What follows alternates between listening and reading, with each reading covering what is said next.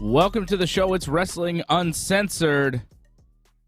Vince McMahon has retired from professional wrestling.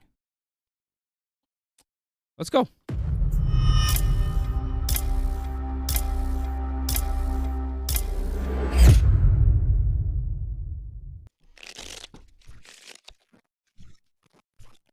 It's weird. John, good evening. What's up? Well, like I said, Vince has retired from professional wrestling, sports entertainment, whatever you want to call the thing that exists today in its current form because of him, Right. has decided to retire from professional wrestling, announcing it today. And no matter what has happened today with Brock Lesnar and whatever else that we will get to, this is one of the biggest stories in the history of the professional wrestling business. Vince McMahon today from his official Twitter account at 77. Time for me to retire. Thank you, WWE Universe. Then, now, forever, together. Hashtag WWE. Hashtag thankful. What else is under the thankful hashtag? Mostly stuff about Vince and this guy. Anyways. Wasn't there a bigger thing that he wrote? Like it was a longer paragraph, no? I saw that posted somewhere. I think that was the internal letter sent to the WWE staff, talent. Okay. That I was found that very interesting. We could read the official statement from WWE corporate. We could read that. You want me to do the Vince impression? I mean, I don't have many more times to do this, right, John? I mean, we're getting here. Oh, I'm sure there'll be other times. Don't worry. You can always bring it back. You still do Taker, and Taker's retired. That's right. I'll do the Undertaker forever, beyond the grave. So here's Vince today. This I'm taking from R Squared Circle, great Reddit. We all love it. Vince McMahon. As I approach 77 years old, I feel it's time for me to retire as chairman and CEO of WWE. Throughout the years, it's been a privilege to help bring WWE bring you joy. I'm reading this cold and I'm trying to do the impression at the same time. It's hard. Inspire you, thrill you, surprise you, and always entertain you. I would like to thank my family for mightily contributing to our success. And I would also like to thank all of our past and present superstars and employees for their dedication and passion for our brand. Most importantly, I would like to thank our fans for allowing us into your homes every week and being your choice of entertainment. I hold the deepest appreciation and admiration for our generations of fans all over the world who have liked, currently like, and sometimes even love our form of sports entertainment. I'm going to read this normal because I can't do it anymore. Our global audience can take comfort in knowing WWE will continue to entertain you with the same fervor, dedication, and passion. As always, I'm extremely confident in the continued success of WWE, and I leave our company in the capable hands of an extraordinary group of superstars, employees, and executives, in particular, both chairwoman and co-CEO Stephanie McMahon and co-CEO Nick Khan. As the majority shareholder, I will continue to support WWE in any way I can. My personal thanks to our community and business partners, shareholders, board of directors, their guidance, support through the years, then, now, forever together. And then, this is a weird one, the one to the talent. I don't know if you saw this. I don't know if As I saw this one. as I approach 77 years old, in brackets here, OMG, am I really that old? OMG, Vince? OMG? He's trying to be Oh, hip. oh my fuck, am I really that old? Jesus. I feel it's time for me to retire. I've thoroughly enjoyed sharing my passion, wisdom, and love of the business with you. No longer will you see the smiling, docile, level-headed, calm presence at Gorilla every week. Sexual predator. Your dedication to WWE will ensure that our company will continue to grow and prosper. Our organization is nothing without you. You are WWE's only natural resource. Natural resource? It's a weird way to refer to the wrestlers. Chosen to perform in front of a global audience, you are all WWE global ambassadors. I thought that was just Titus O'Neill. Carry the WWE flag wherever you go, wave it high and proud, and bust your ass to be all you can be as a person and a performer. One other thing, I won't be with you, but I'll be watching. Remember to keep your hands up, grab a hold, and the talent as well. Well, keep your hands up, wrestling grab a these hold, days. and sell. Grab a hold, too.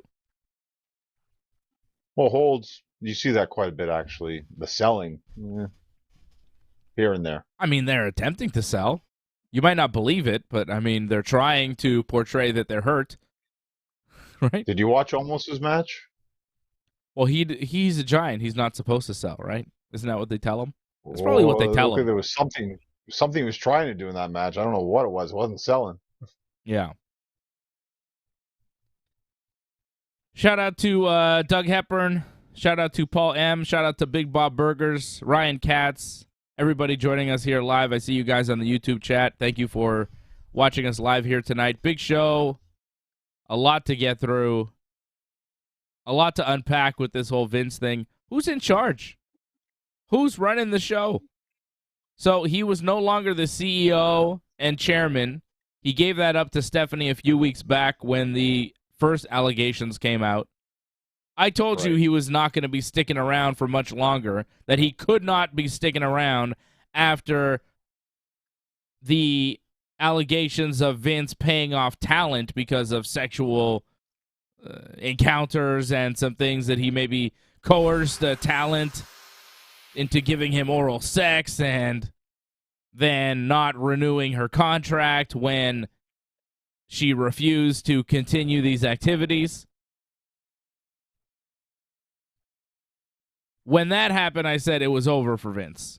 He couldn't be in charge of creative. He couldn't be in charge of anybody's push because, you know, he's obviously abusing that power with the talent. You can't be in a position of power like Vince was as head of creative even and be doing that type of stuff with the talent. So when those allegations came out, the further allegations, I said, it's over for Vince. And it is over for Vince. He retired today. Well, he still owns the company. I mean, he still has the majority voting rights on the board, right? He's a majority shareholder. He's got all the stock. He still owns the company. But you can own the company and not be really in charge of the company. He has a say in a way, but he really does seem like he's finally stepping aside. And really, it's about time.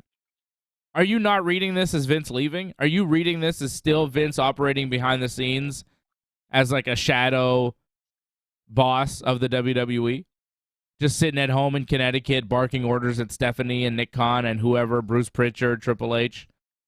I mean, he is a majority shareholder, so he does have a lot of sway.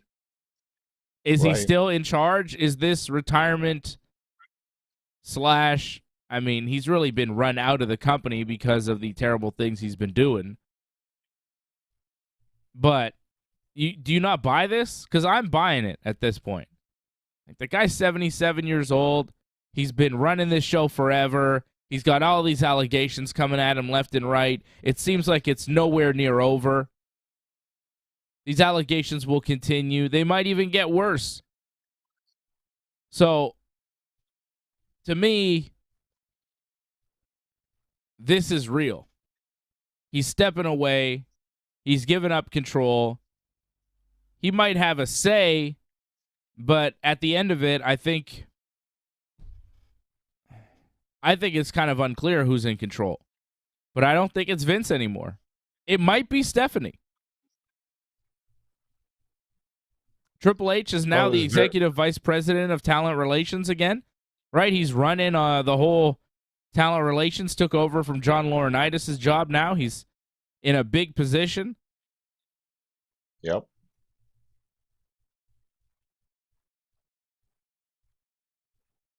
But it's also very interesting that it's not just Stephanie who's the CEO. It's also Nick Khan as well. He could have just made Stephanie the CEO, but he didn't. Co-CEOs. I thought that was very telling. Yeah. Yeah, that's very interesting that happened. Kind of to be like, if he ever needed to get it back, he has a way to get it back. By taking it from Nick Khan or from Stephanie? I think it's just a way of like, he keeps everything in control. Like he has these two people that aren't going to be completely in control. They have to share it in a sense. Yeah. And if anything falls apart, well, he can always come back there. And also, as the majority shareholder for a lot of the big decisions, he's going to be still involved. Like, right? Vince is very cunning. Vince is super cunning here. Like, the way they portrayed it on television, too, he's like the good guy in all this. Like, he's very smart. And the way that they did that on Raw, at first I was like, what the heck was this crap on Raw that I saw to start the show? But now I'm getting it. Like, he's trying to make WWE like this super like great place to be and this wonderful thing that Vince created, and we should all thank Vince for it. Like, he's very smart, like, and he's saving his butt right here. Is he smart? Because it's see-through. It's so transparent. It's so obvious. When Titus O'Neill comes out to start Raw, you're like, what the hell is this? I'm a goodwill ambassador, and I'm here to represent for the WWE, and what a great place, and aren't we inclusive? Aren't we so nice to all our employees? No one ever gets sexually harassed here. We didn't say that. No, but it's basically what he's saying, right? He's trying to say, oh, WWE's this great, awesome place, and we're such good people, and we're here for the community, and we're helping people left and right, and we're really good to all types of people, men, women, whatever. Which is not the case. Or hasn't been the case. It's ugly, man. It's real ugly. Well, the Titus thing is another thing in itself, what he said, and it seemed like it's so obvious for him to say that. That Titus thing was such bullshit, man. It was such an obvious PR move. And as a wrestling fan, when you're tuning into a wrestling show that's supposed to get you hyped for, 3 hours of this goddamn marathon, and you started out with Titus O'Neill saying, hey, guys, isn't WWE great? Thank you, fans, for being so awesome. And this motherfucker doesn't even do the At least to the fucking... Did he? Yeah, he did. At the beginning? I must have skipped over. At the beginning, yeah. Oh, yeah, he missed it. Well, that's all he does good that I want to see. What the hell is that anyways? It's ridiculous. I don't even want to see that bullshit. What the hell is that? No one wants to see that. That's why Titus O'Neill still works for the WWE and hasn't wrestled a match in years. What the hell is Titus O'Neill? Global ambassador now. Global ambassador? People will be like, we have somebody from WWE. Little kids are like, oh my God, is it Roman Reigns? And they go, Titus O'Neill. Titus O'Neill walks out. Kids are like, who are you? Who are you? We haven't ever seen. You stopped wrestling before we were born. Kids don't give a fuck about Titus O'Neill. When's the last time he actually wrestled on TV in a way that you might remember? I feel he wrestled in the pandemic, didn't he? Because he tried to join the Hurt Business. I remember that. Hurt Business said no. For like 2 weeks, maybe? Yeah, something like that. But that was the last major thing I think he did in WWE, from what I remember. Fucking jabroni, who seems like a lovely man, and by all accounts, he's a nice guy and all that shit. But who cares? Huh? Clean record. But who cares? He's super boring. Like, it's not a good way to start a wrestling show. It is. It was weird. It was something I had to watch because it was so weird, but it was obviously a PR thing from WWE being like, let's send Titus. Everybody loves Titus because he's such a good man. Takes care of his children and stuff. I don't know why he's good. I don't know. I really don't. Yeah, I think he's involved in a lot of charities. He seems like a good guy. I don't know, but people seem to like Titus, you know, his peers and such. I've never met the man. He seems gigantic. But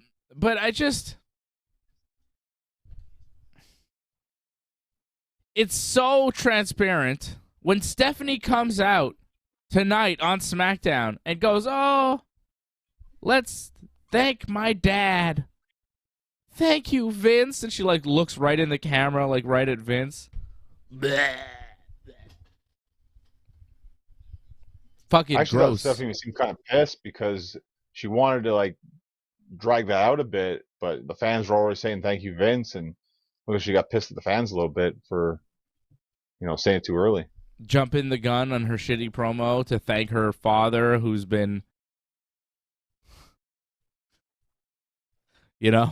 groping and coercing women into giving him oral sex. Fucking, I heard Paul London did a shoot interview where he said that Vince was, like, harassing and trying to get Ashley Massaro on his private jet. Her story ended fucking bad, man. If Ashley Massaro is one of these women that Vince was, messing with, that gets into a real dark territory. Well, again, we don't know what's going on with the allegations. It's not done yet, goddamn, right? man, there's stories out there now. Like, people are talking. Vince is retiring. He's not in power anymore. Nobody's scared of him. That's another thing. Nobody's scared. Well, I'm sure there's still people that want to be in the Hall of Fame, right? It's still a thing for people, so I'm sure they'll try to still be nice. Vince not working? Honestly, come on, man. He's not involved anymore. It's over. And I don't think people give a shit at this point. It's going to become a point where he's no longer relevant. Vince has been the most powerful man in professional wrestling for years, but I'm saying, like, for the company and for big moves in the company, maybe he'll still have power. But for the everyday professional wrestler, he has rendered himself irrelevant. He's not the guy you have to impress anymore. He is not. He doesn't matter. His opinion doesn't matter. He could tell Triple H that he doesn't like some fucking talent, and Triple H will sign him anyways because Vince is not in charge. It's over. And that's massive.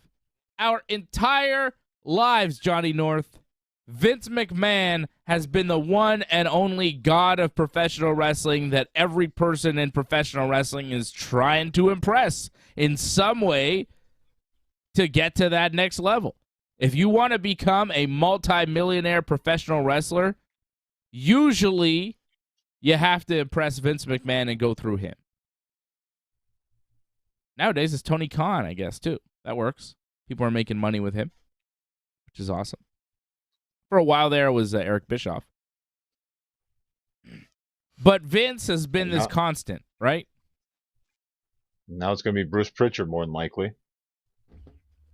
Triple H is the talent relations guy, though. He's going to be signing people.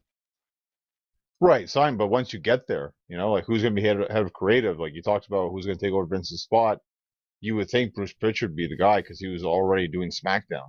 Triple H is already going to have way more of a say, though. As EVP, plus his wife is co-CEO, Triple H is right in there with every decision being made now. He's back. Of course, yeah. But I mean, again, is he going to be head of creative? Probably not, because talent relations is a big enough job in itself.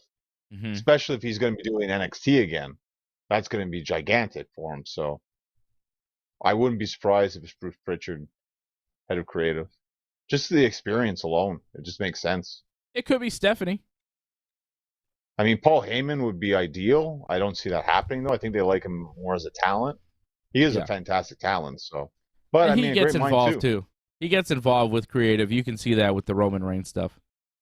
Well, yeah, his stuff, sure. I'm sure a lot of talent are like that too, where it's like they throw in their ideas and they'll listen to certain guys like Heyman, of course, but to him actually run the whole show again be interesting.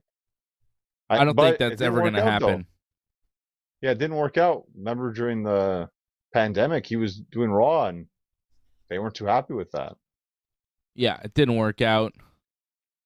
But Stephanie has been head of creative before. Like, Vince was CEO and the kind of final say in all of creative for WWE. I could see Stephanie being that person with Triple H. I don't know if that's a good thing. Just being the final say.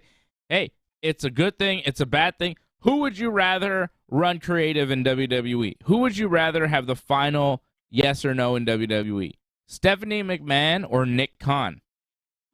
Stephanie McMahon, somebody who's been in the wrestling business her whole life, who is a tremendous wrestling talent in her own right. Maybe not in the ring, but like promos, she's one of the greatest villains of all time. Her and her dad are tremendous. Or Nick Khan, who really doesn't know much about wrestling. But friends with The Rock. And that goes a long way in wrestling. Come on, man. I mean, The Rock's the biggest star they can possibly get. Yeah, but they can still get him. Although, might be in question now. Well, I think with Nick Khan around, I think it helps it a lot. And again, Roman Reigns is still a champion, so I mean, that's the match to go for. That's what people want to see. Listen to the people. You complain that they don't listen to the people. That's what people want. Yeah, that is the move. Roman versus Rock at WrestleMania. It seems like where they should be going. But Vince has been that guy for a lot of the wrestlers, like a father figure. I mean, the word was Brock Lesnar left when he heard Vince retired. Right? Well, that was the story. The word was that if he's gone, I'm gone. Yeah. That's what people had heard or whatever, but that's what Brian Alvarez from the Wrestling Observer, he was tweeting that out. It seemed like Meltzer was confirming. Sean Ross Sapp, who's one of these guys who breaks all these things, he was tweeting that out as well. He was reporting that Brock had left SmackDown, that they rewrote the show. And then at the end of SmackDown tonight, Brock Lesnar shows up. It was very bizarre. Well, they worked the internet, which is actually fantastic. It's good when they do that. Did they, though? I think I'm not sure. Brock probably put on a show. I think Brock probably put on a show, and they made sure everyone would see it, so then it would get out, because they know the whole locker room. One of them's a mole, so someone saw it. It got out, and then they just had Brock come back. Finish the show, which they needed because this show was very lackluster. I mean, without that, this show is absolutely disastrous. Like, if that's Vince's retirement show, it's a pathetic show. But thankfully, Brock showed up. It is good that Brock showed up in the end. But I want to read you a tweet about from Sean Ross Sapp here, who's one of these guys who reported that Brock had left the arena and was mad and was no longer on the script for SmackDown tonight, right? Okay. It's a weird situation because it's obvious. Like it seems like, okay, Brock Lesnar's advertised for SmackDown, Vince retires, and then all of a sudden they say, oh, Brock is mad because Vince retired, so he's leaving. And there were even reports out there that said, oh, WWE might get Goldberg for SummerSlam because Brock just disappeared. He's done. He's mad because no Vince. Almost. So close. Right? So it was strange to me reading the things going on today while I was at the zoo. Granby? Yeah. That's a good guess. It was just pretty took good. a shot in the dark. I mean, there's Granby only a couple. Or Park Safari. Yeah, that's it. Saw rhinos and everything. Saw gorillas. Someone got ate by one, no? Or ate by hippo. That's it. When? At the Granby Zoo? Yeah, I'm pretty sure I saw that. Really? Recently? Yeah. Yeah, I saw it. Yeah, he Oh my was God. going right in the mouth. Yeah, well, I don't know how they got in with the hippos. It wasn't a real hippo, but Okay. I know what you're talking about now. I'm a little lost. It's been a long day. it's okay. So, Your son's still alive. It's good. yeah, he's good. It wasn't a real hippo. So, what the hell are we talking about? Brock Lesnar? That it's they swerved everybody. Well, did they though? Yeah, this is what I'm trying to understand. Was What did he Brock say? really mad? Okay, so this is what Sean Ross Sapp is saying. Let me get this here for you. So Sean Ross Sapp, who's one of these guys who's reporting these things, he's taking a lot of heat tonight, as you might expect, because they said Brock left the arena, wasn't on the show, or wasn't on the run sheet or whatever. The script, right? So this guy says, bro, they played everyone, LOL. And then he goes, if you really think WWE went to the trouble of leaking Brock Lesnar was pissed to several wrestlers, rewrote the script without him, pulled him from their website just to work the net for the SmackDown six-man tag, I don't know what to tell you. It's interesting because it does seem like a lot of effort to, in the end, just have Brock Lesnar, the man who you advertised, on the show.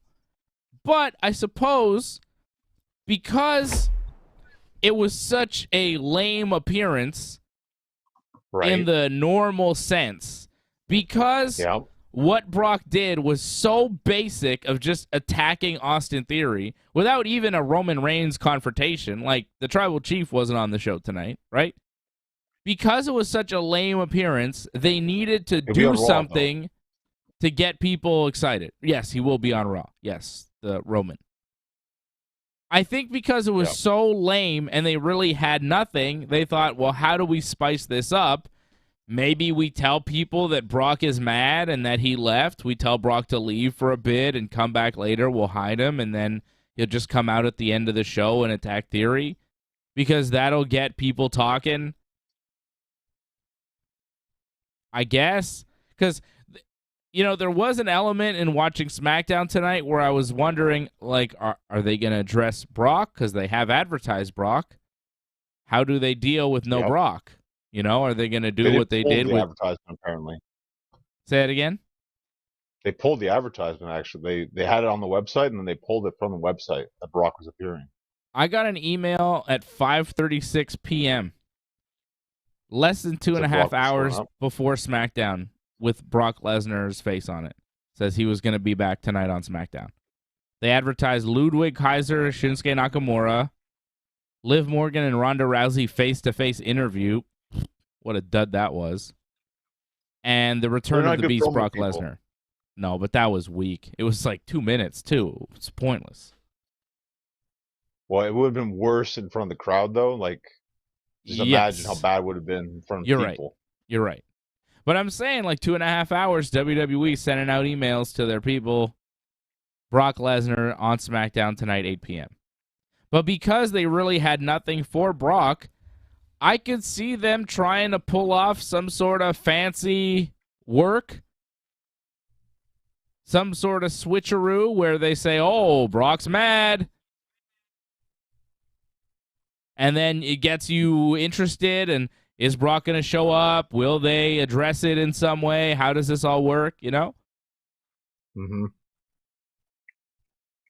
It made a very crummy, run-in actually interesting, because you weren't expecting Brock to show up for a little bit, so exactly. I mean, he doesn't do anything great, but again, the show wasn't good itself, so the fact that you got that was like, well, that's nice, a surprise. It's good to see that at least. It was a surprise to see Brock. I kind of like seeing him beat people up, though. I mean, I didn't love seeing him beat up Gable and Otis because they're not really getting a big push. It's just kind of vicious beatings for no reason. But I did like seeing him beat up Austin Theory because, he's coming up in the game. Pay some dues, deal with Brock. Everybody has to get beat up by Brock. It's your turn. And Brock, he gives a good beating. Hits Theory with the F5, hit him with the briefcase a few times. Those briefcase shots look pretty good. In his back, those were bad. He doesn't hold back. He And then just the lets F5 it on go. the case, too, was nice. It was good. He gives a good beating.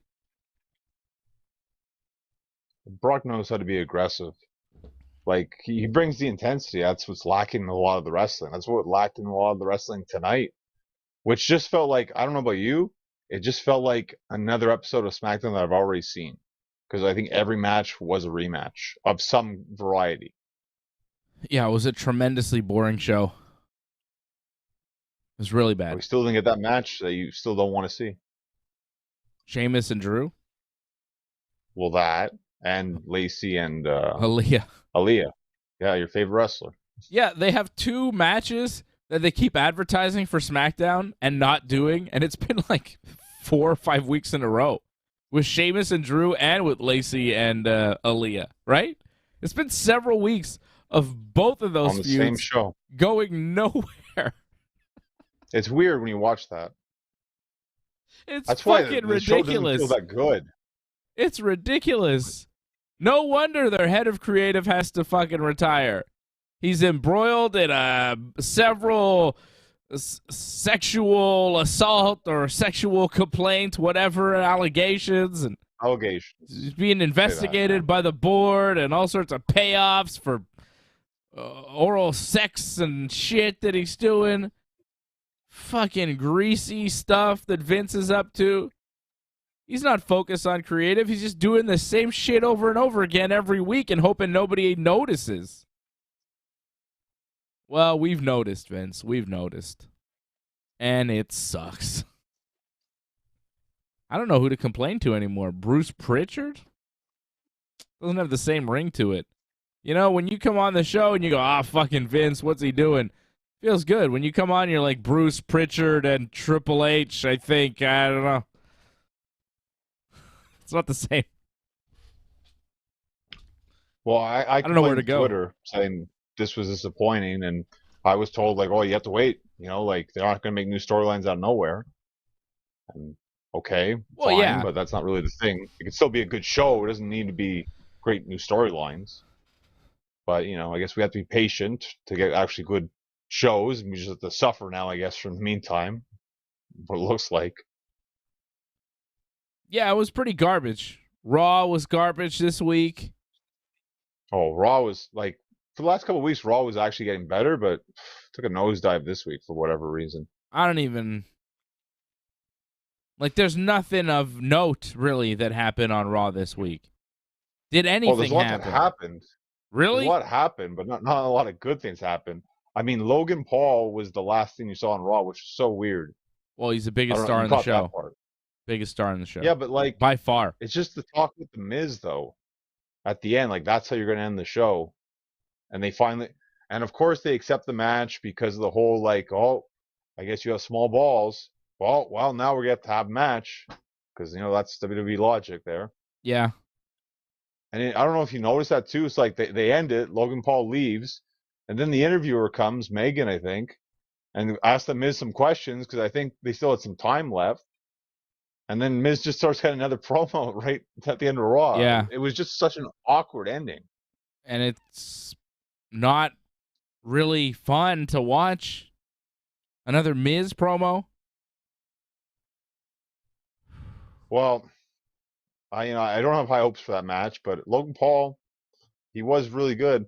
So that's a 50-50 match. That's tough to say. I don't know if the Miz is that good to have a good match with Logan Paul, but Logan Paul was pretty good, so wait and see. But the true main event was that 6-woman tag, which was also god-awful. Yeah. Man, the women's matches on Raw are pretty bad. But What was this the was point pretty of that? bad. Like 24/7 garbage, as usual. Yeah. I don't care about that stuff. I didn't even watch it. I skipped over that. I didn't watch the 6-woman tag. I had other shit to then do you this missed week. a I bunch didn't of have time. champions. I skipped over a bunch of stuff on Raw this week. A bunch. All right? I was busy this week. I didn't have time.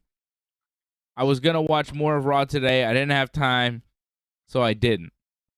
I skipped over some shit. I watched the Titus promo. I watched Logan Paul. And that's pretty much it.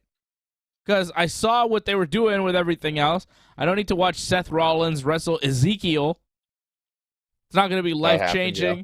It's not going to be earth-shattering. It doesn't fucking It was a matter. rematch. Super chat.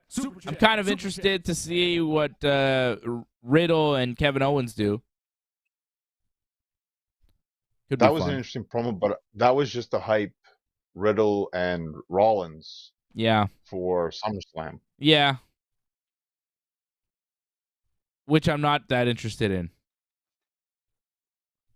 Well, just going back to the women's thing, Dana did lose the 24/7 title to Tozawa, and then Tozawa lost to, I think, Nikki Ash.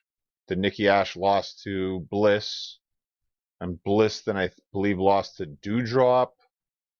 Doudrop to Tamina, and then Tamina back to Dana. Dana. So because it always just the circle. Yeah. So nothing changed. So nothing actually happened. Not really, no. But just a bunch, and then they finished the match though afterwards. And Asuka came in and beat Nikki Ash because they actually had a match. Yeah. By the way, going on at the same time. So, but it was garbage. Lee J. Robinson dropping a super chat. He says, "Still can't believe Vince retired. I thought it was a hoax or rumor." Wowzers! Thank you, Lee J. Yeah, It's shocking. Real. Antoinette says I didn't miss much on Raw. Yeah, I don't think so. I'll watch it next week. I just didn't have time this week. And fuck it. It was garbage. Oh, the almost match too. You missed that. Like that was really bad. Almost against Dawkins, which then turned into, I believe, a 6-man tag with. No, it just turned into a tag with MVP against the Street Profits with Almost, and then that turned into a DQ. Like that was just terrible. That was really bad. Like Almost got really exposed in that. Like like I said, the selling, like him just moving around, that's how he sells. Like it's really bad. Yeah, he's not very good. He's not improved. I've had it with Omos. I don't need to watch Omos wrestle ever again. He's not improving at all. Some guys improve, and, he has stayed bad. He's so awkward in the ring. He doesn't sell. His offense is garbage. He's no good. He can barely walk around in there. Big, awkward giant. I don't think that gets better. I think he gets released. And another thing, though, in that match, though, like, I counted, like, Montez Ford, he does, like, 7 leg slaps in, like, the span of, like, 10 seconds. Uh-huh. Like, it's one thing to do, 1 or 2 leg slaps, whatever. I mean, it happens in wrestling, but you see it, like, 7 times. It's like, well, this is getting kind of stupid now. Like, you do the whole leg slap on the ring apron, you do a leg slap jumping kick, you do just a leg slap kick regular, then you do a leg slap just to get him out of the ring. Like, everything's a freaking leg slap. It looks bad. Like, you got to space it out better and not make it look so goddamn obvious. Like, that's another Montez thing. Ford is a great athlete, but like, in terms of like your timing needs to work better, I find. It's too much Street Profits. These guys have like 20-minute matches on every WWE show I watch, and usually it's against the Usos in some sort of combination. Huh? They started right after Stephanie. They were on tonight. I know. They're on every show. They're on SmackDown. Every show, and they cut long promos that aren't good, and they have long matches that aren't good.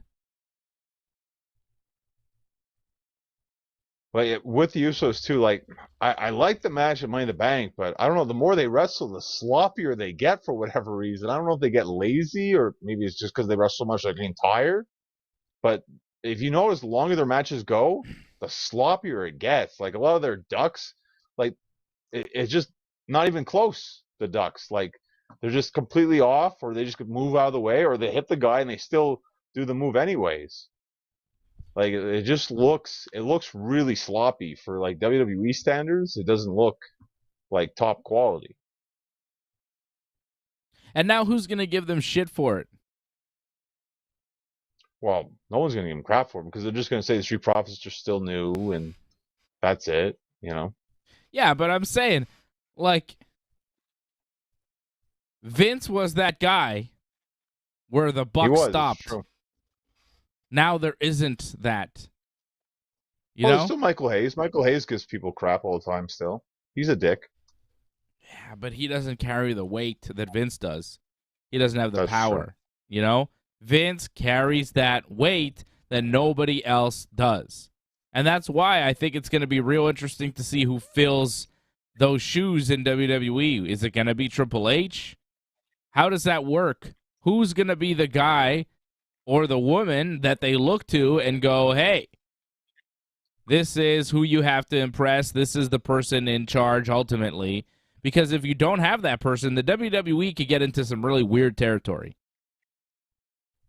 This Vince McMahon leaving could make the WWE vulnerable.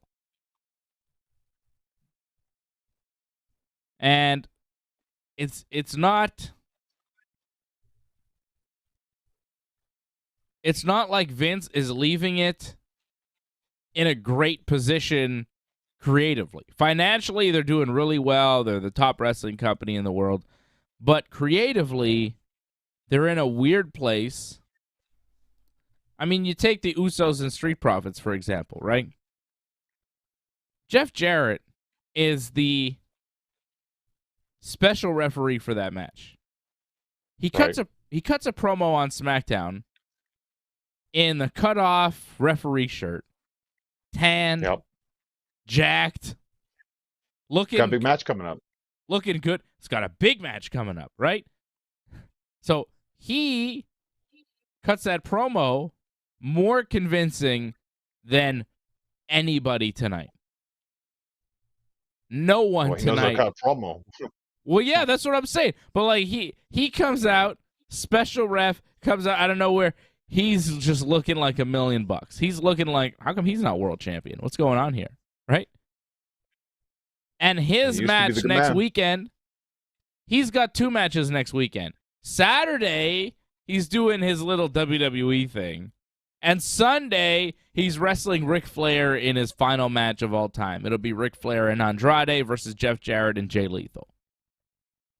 And that, to me, is feeling like the main event of next weekend. Not anything at SummerSlam. Yeah.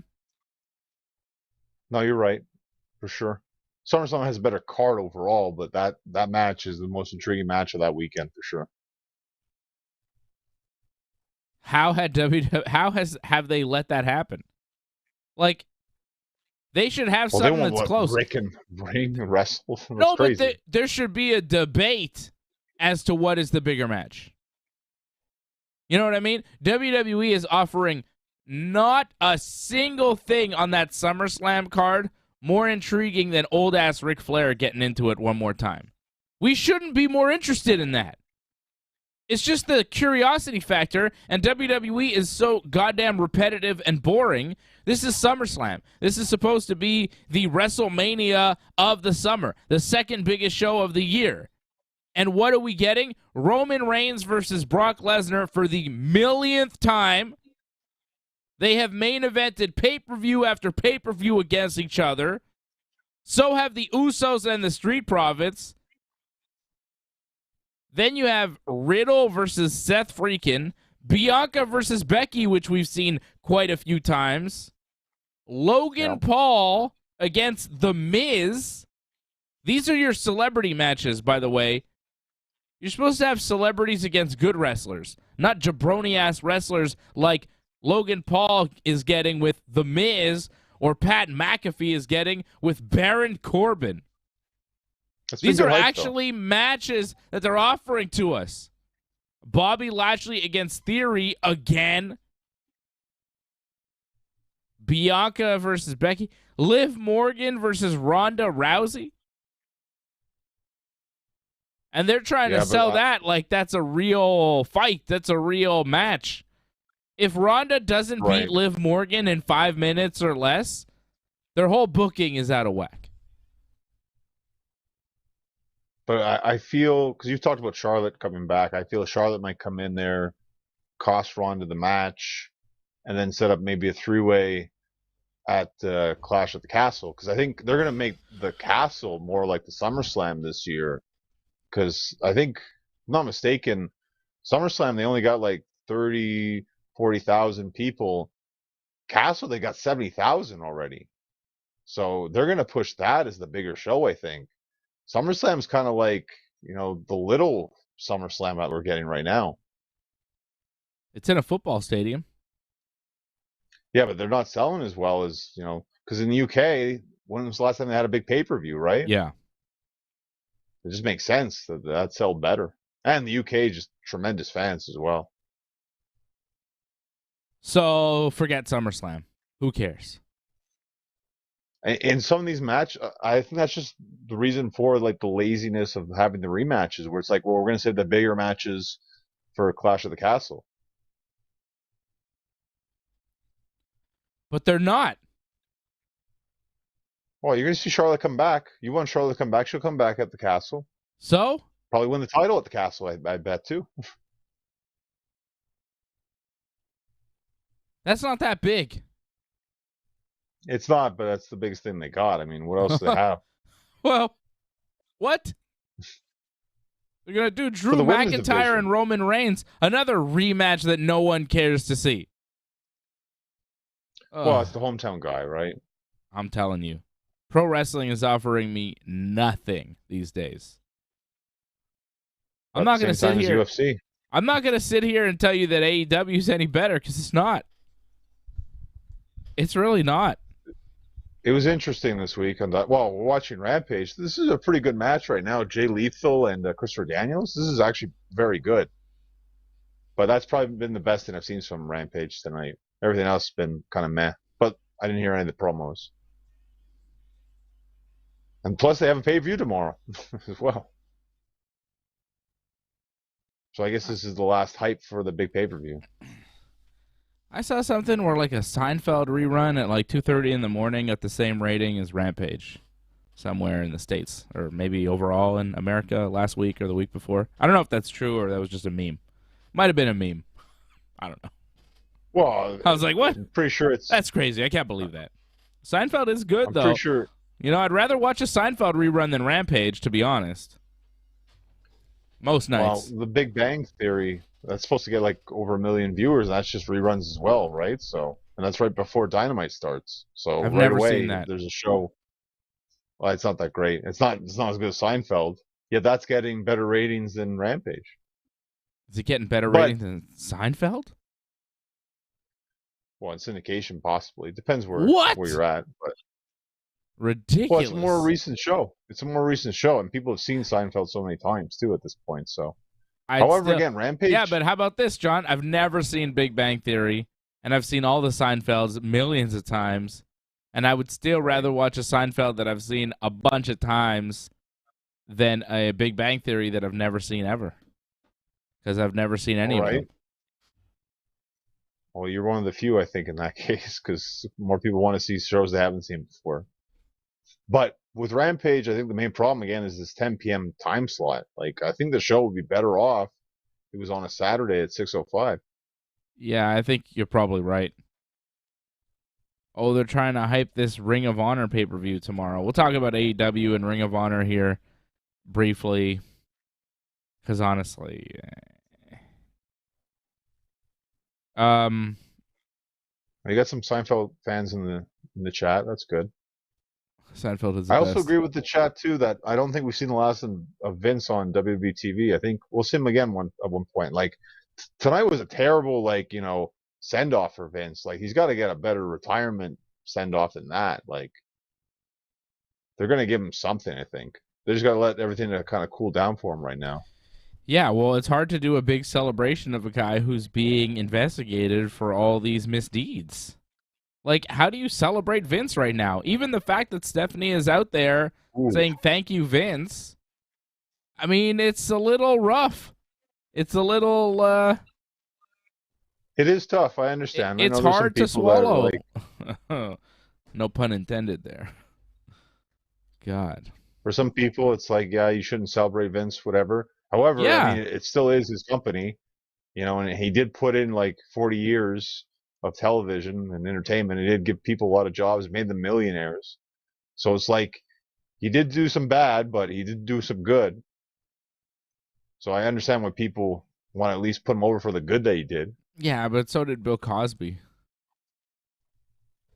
Right? Yeah. Well, We're not everyone celebrating has that their motherfucker. demons. Everyone's got their demons, King. Well, Cosby's demons, I think, worse than Vince's, although it's hard to tell at this point. It's hard to tell because we're We just don't starting know. to scratch the surface. I mean, Cosby Yeah, seemed we like don't know one of the... He was like a serial rapist, so that's a different thing than what Vince is doing. But there have been rape accusations with Vince, too. Like, it's Right. fucking hard to tell with Vince now. It's like,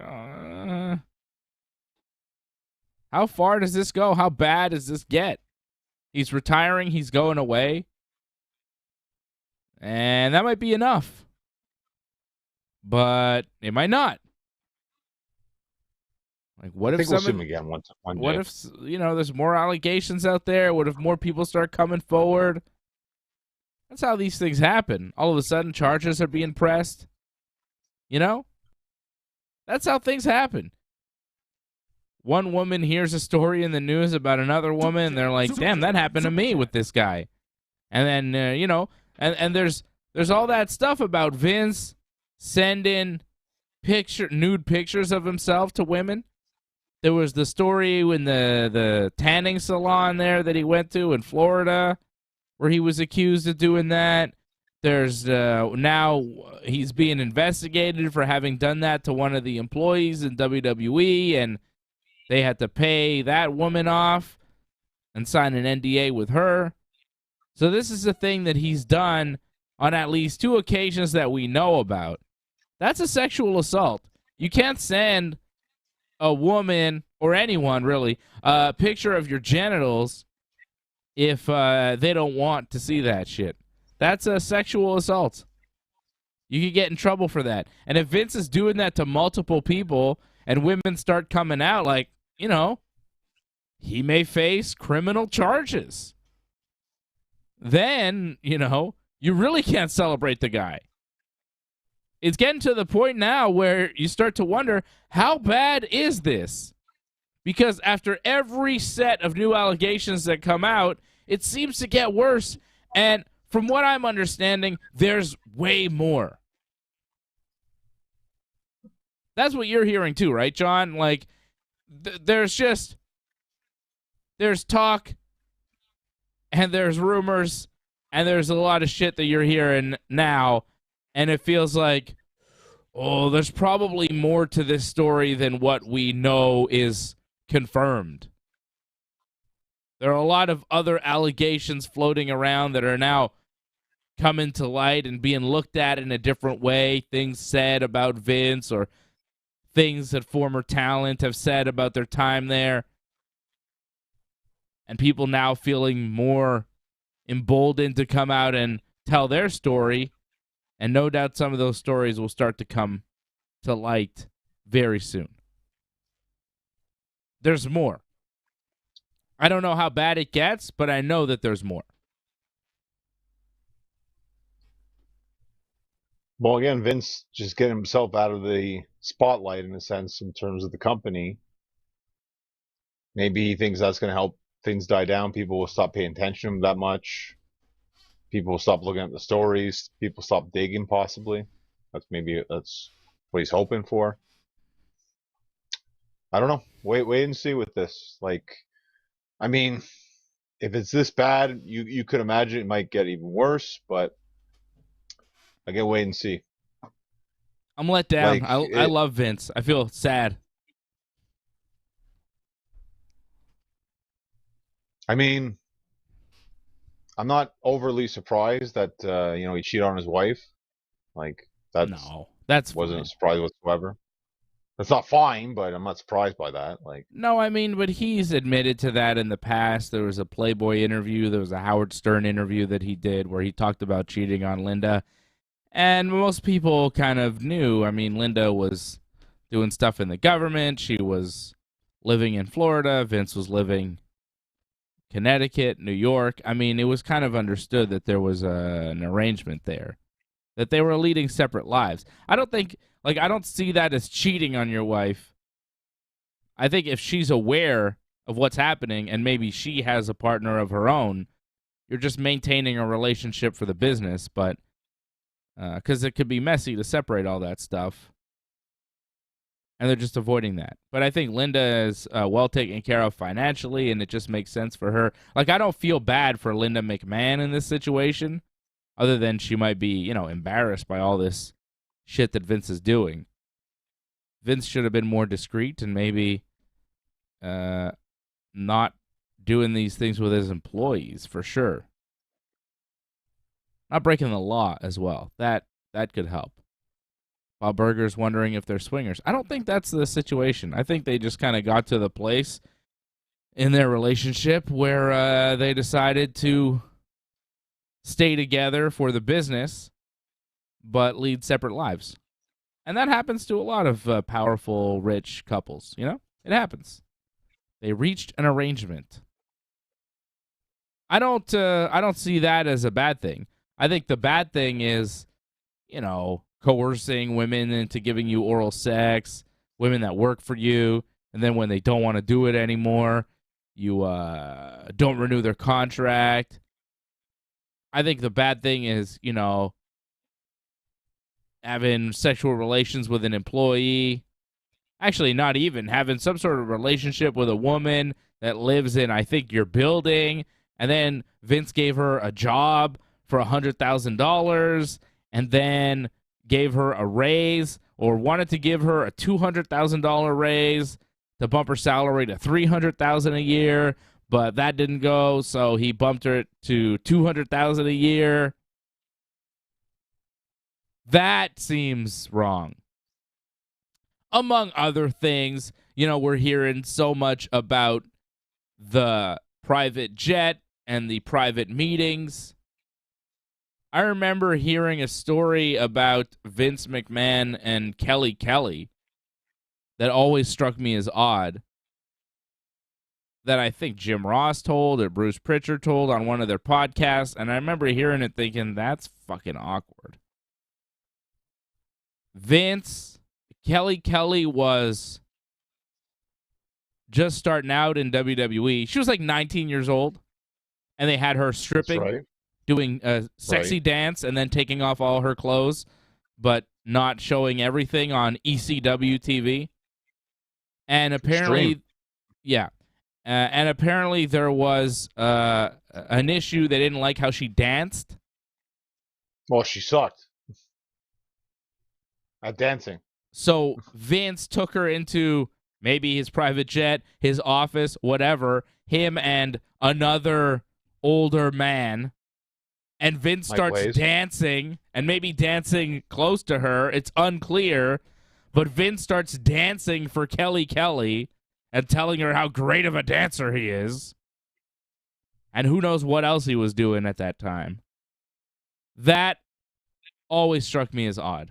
If you're a 19-year-old girl, and here's some 50, 60-something-year-old billionaire at the time, 50-something, late 50s, jacked Vince McMahon, huge guy, dancing in front of you, showing you how to dance, maybe giving you a lap dance, and there's like Bruce Pritchard like, oh, yeah!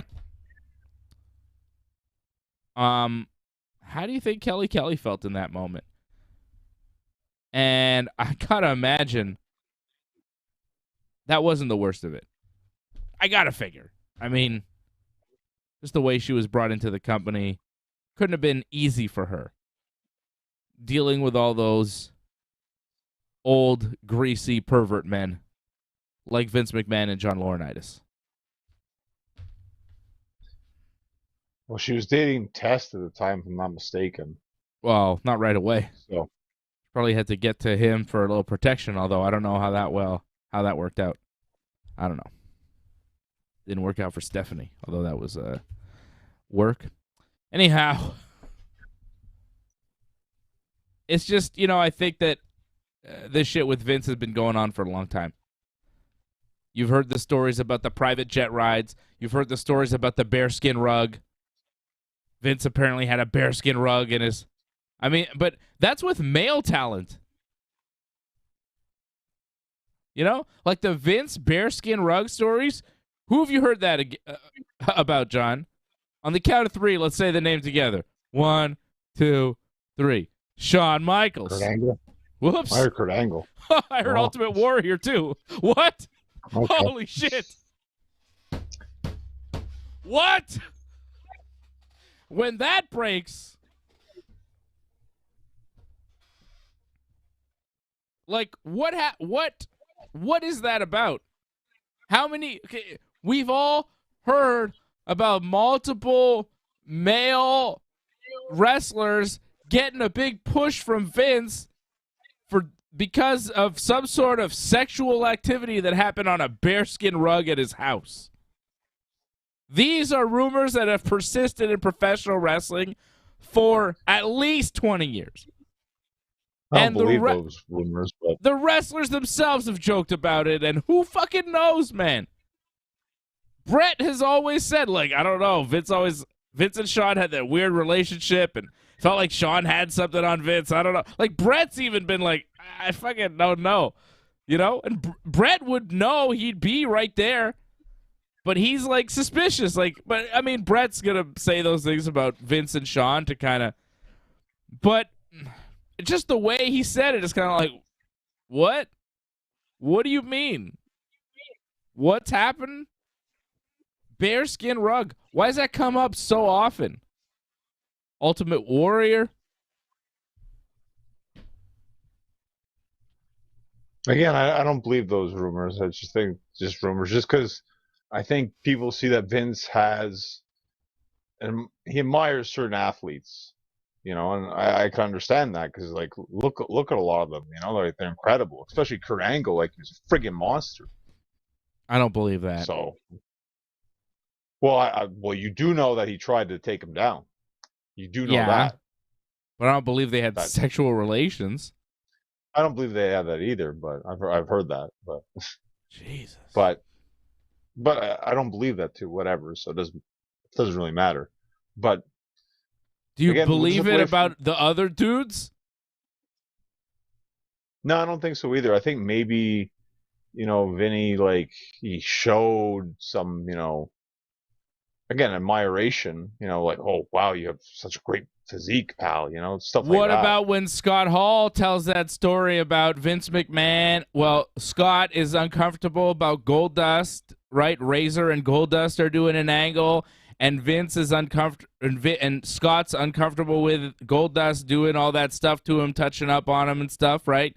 Because Goldust was playing like a, you know, gay character. And Razor Ramon was uncomfortable, and he goes to Vince McMahon, and they're talking about it, and Vince starts a story off with, well, let me tell you about my first homosexual experience. And Scott's like, what do you mean first? I didn't know, you know, like it kind of, like what? And then he went on to say a story. But Scott Hall didn't kind of elaborate further, and he didn't ask Vince, like, what do you mean first? Like, when somebody says that to you, it's kind of like, oh, first of how many?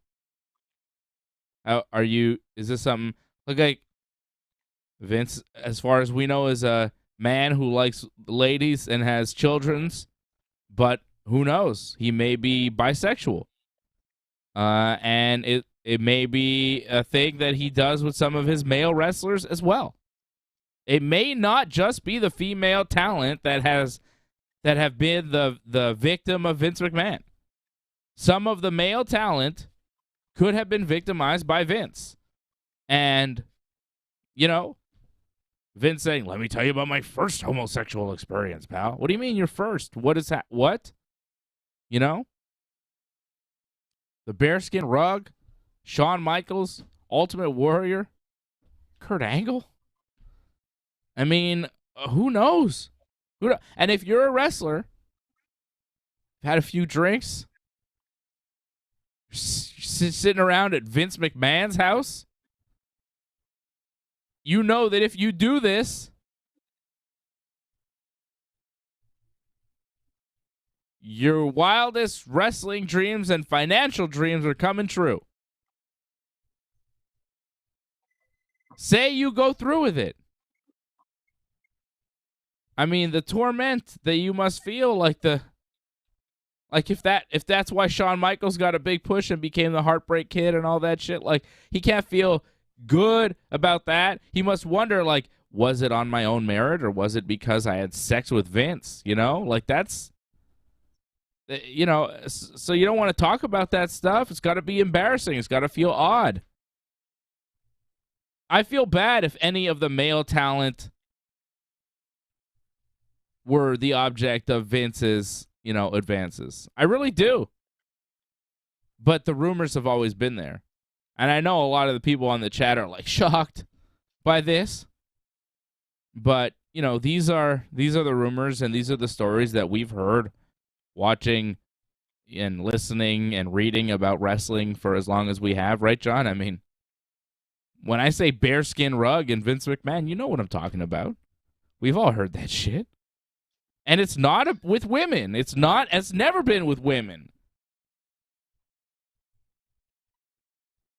Well, again, like, you know, neither of us have met Vince.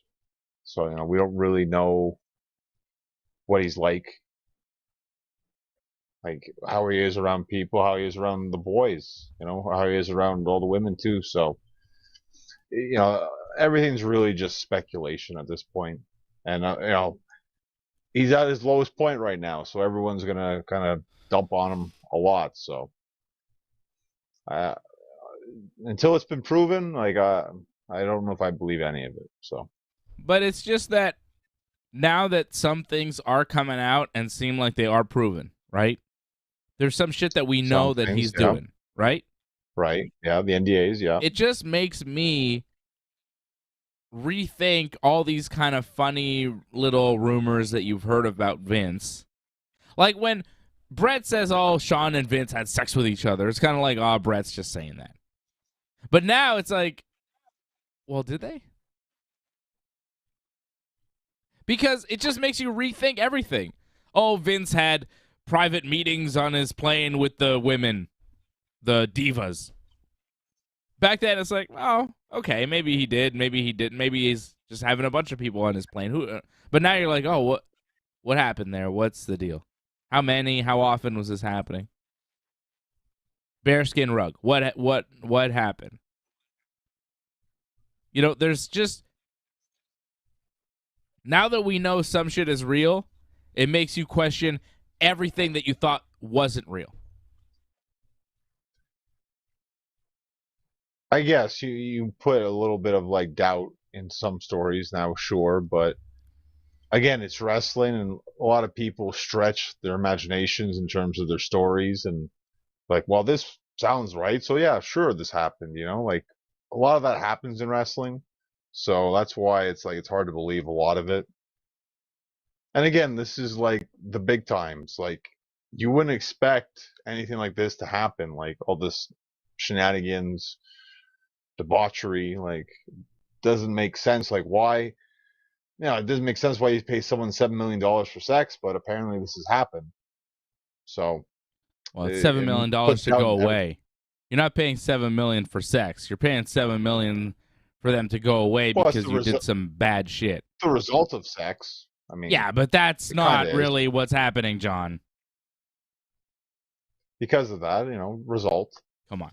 It ended up because of that. No, because you did some bad shit with somebody that worked for you. And you didn't want them to talk. As you said before, hush money, you know, like yeah. I didn't think we get into that, but here we are. Here we are. Antoinette dropping a super chat. Thank you, Antoinette. She says, we'll miss SummerSlam next weekend, OVO weekend concerts. Oh, you got tickets. Nice. I know that OVO festival was really tough to get tickets for. People were complaining online. Good for you getting tickets for that. Looks really good. Drake is bringing out like Young Money for a reunion. They've got Wayne and Nicki Minaj on that thing. That's going to be a pretty awesome concert in Toronto next weekend. Good for you, Antoinette. That's a much better way to spend your time than watching SummerSlam.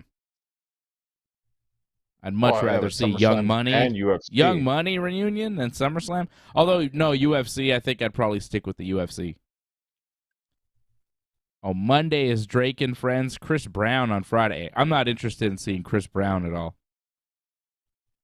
I'm not interested in that. I'd fight Chris Brown. I'd fight him good. There's a lot of allegations against him too. Yeah, he's a piece of trash. He's a bad guy. Chris Brown, piece of shit. He beat the fuck out of Rihanna and somehow still has a career. That's weird to me. I don't understand that. People feel bad for him for some reason. I don't get that. Yeah, I don't like Chris Brown. You can't do that to a lady. I don't care what's happened to you in your past, how bad you feel in the future. If you do that shit one time to a lady, go fuck yourself. I got no time for you ever again. You know? You can't do that. That's fucked up. You can't punch a lady in the face. Very uncool. Don't do bad things to ladies. Chris Brown, Vince McMahon. Treat ladies with some goddamn respect. Or we'll come for you. All right? Fucking destroy you. I've got a daughter now, so I'll fucking kill you. You know? You can't fuck with little ladies. Makes me real, like, defensive. I'm like, hey, fucking, you know? But I've always felt that way. I mean, what the fuck? Chris Brown, Vince McMahon. What are these guys doing? Is everybody just a fucking creepo out there? What is happening? I worry you're going to be a paranoid father very soon, it sounds like. Why do you think I'm going to jiu-jitsu as much as I am? Getting ready. Getting ready for war. All right, what else are we talking about here? Anything else happening in wrestling? Triple H, new EVP, Brock Lesnar was on Raw. There was the whole thing with Seth Franklin, and like he was all rude to people, and then he's like, "Oh, I'm sorry, I was rude because my wife told me not to be rude to people, so I'm gonna give out this big heartfelt message about being, nice to people, and right. I'll be nice to you. Just don't talk to me when I'm working out." Yeah. Like really, just not being a heel whatsoever. But I guess he's got to be, nice because that's the whole WWE image is just everyone's got to be nice. Smiles on people's faces, right? We heard that like constantly all the time this week. If anything, WWE doesn't make me smile that much, to be honest. I didn't really. I smile at the matches, though. Yeah, I don't know. That whole Seth Rollins thing, he was at his gym that he owns in Iowa with Becky, and they were working out, and some fans came in and wanted to get a picture, and he basically told them to leave, and then he apologized for it later. Rude. Yeah. Whatever. Did Max Dupree get replaced with Maxine Dupree tonight on SmackDown? It seemed like it. Maybe, I don't know. He was sick or something. I don't know. Didn't make sense why he wasn't there. It was weird, right? Like, if this was his gimmick, and then here's this new lady who I've never seen before. I have no idea who she is. And she's Maxine Dupree. It feels like she's just stealing his gimmick. Like, this is mine now. I think she was in NXT UK. I think she was Ginny, I think. I'm not too 100% on what NXT UK wrestlers are, She's but I British? think that's what her name was.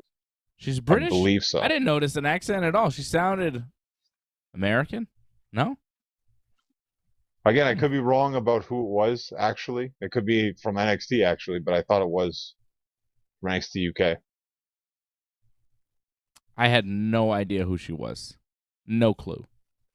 I like Ronda Rousey and Liv Morgan backstage where Ronda said, "I'm going to beat you at SummerSlam because I'm Ronda Rousey and you're Liv Morgan." I was like, yep, seems about right.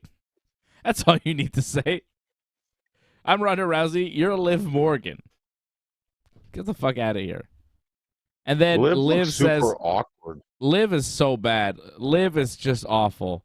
"I'm going to beat you because I love this and I need this more than you do."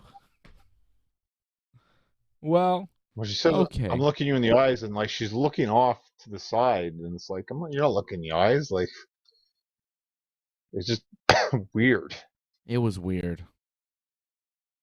Ronda seemed all right. Like, when you're the awkward one in a Ronda Rousey promo, you know you got a problem. Right. You know what I mean? Like, when Ronda seems like the tenured vet who seems comfortable in her own skin doing the promo, and you just seem awkward and you don't know what you're doing. Like, when Ronda walked away, Liv looked at her and kind of smiled. Like, I'm champion. I'm on TV. Like, she's supposed to be intense, but she can't help but be happy that she's, being featured. It was bad. It's just, you don't believe that shit that she's saying. I mean, I do think that she needs this more than Ronda does. Ronda doesn't need this at all. But, she's a much more compelling character. Much more believable. Much more interesting. Much better in every way. She's Ronda fucking Rousey. And her opponent is Liv Morgan. It's not even her real name. What is her real name? Well, nobody you even can look knows. that up. God, I don't Nobody even care. Well, to that's look it. up. No, what is her real name? Well, Gianna look that Jean Daddio. Gianna that's a good Daddio. last name. Her last name is Daddio? It's a great last name. It should be what she actually goes by, Liv Daddio. Liv Daddio. Man, when she goes to AEW, she's going to be Jeannie Daddio. Gianna That's not bad. Daddio. She could just be Gianna Daddio. It's better than Liv Morgan. You should It's be not- Liv Johnny Morgan's great. Daddio. Be Johnny Daddio now. Change your name from Johnny North to Johnny Daddio. Then when she comes back, when she gets released, which you know is coming at some point, and she's like Gianna Daddio, you could be like, tag team, Gianna and Johnny Daddio, the Daddios. I was going to say, like, with Franco, yeah, it sounds like very Italian. Yeah, yeah. Gianna descent, Daddio yeah. from New Jersey. She is Italian. Well, she's American, but she's of Italian descent. AJ would approve. Yeah, AJ would say she's Italian. I like that. AJ claims like he's Italian, but he's Canadian. He was born here. But a lot of guys, been in Italy, though. he's probably been a couple of times. I don't know. A lot of people are like not from the places that they claim to be from. Like they're Canadian, but they say they're, I'm Mexican. Where were you born? Here. My parents were born in Mexico. Well, all right, but all right. It's fine. Yeah, but it's like the I'm fine Chris with Jericho thing. Jericho was born in Long Island, but he says he's Canadian. Yeah, I think he's a little too far gone for that. You want to talk about Chris Jericho and Jesse Ventura? We can talk about that. Yeah, sure. That was good stuff. That was good to have Jesse Ventura on. Like, you don't hear from Jesse enough recently. Oh, that shit fucking got me too excited. I couldn't even believe that conversation took place. So, if you're new to the Chris Jericho world, his wife is one of those Republicans. Trump supporters. Oh yeah, whatever you call them, Trump supporters, Republicans, the same thing at this point. No, I think the Republican Party has basically fallen I feel in like line. there is a difference. Is there? I don't know. I can't tell. So she is one of those Trump supporting Republicans, and she went down to the thing in D.C. on January 6th where they tried to do the thing that everybody's Capitol mad Hill, about. yeah. The what now? The overthrow? Right, yeah. Yeah. They She tried tried that. to. She was Chris Jericho's She wife. was there. She didn't was try there. anything. She was there Right. on January 6th. She went to Washington, D.C. from Florida. Traveled to Washington, D.C. for January 6th with a group of her friends and was pictured doing so.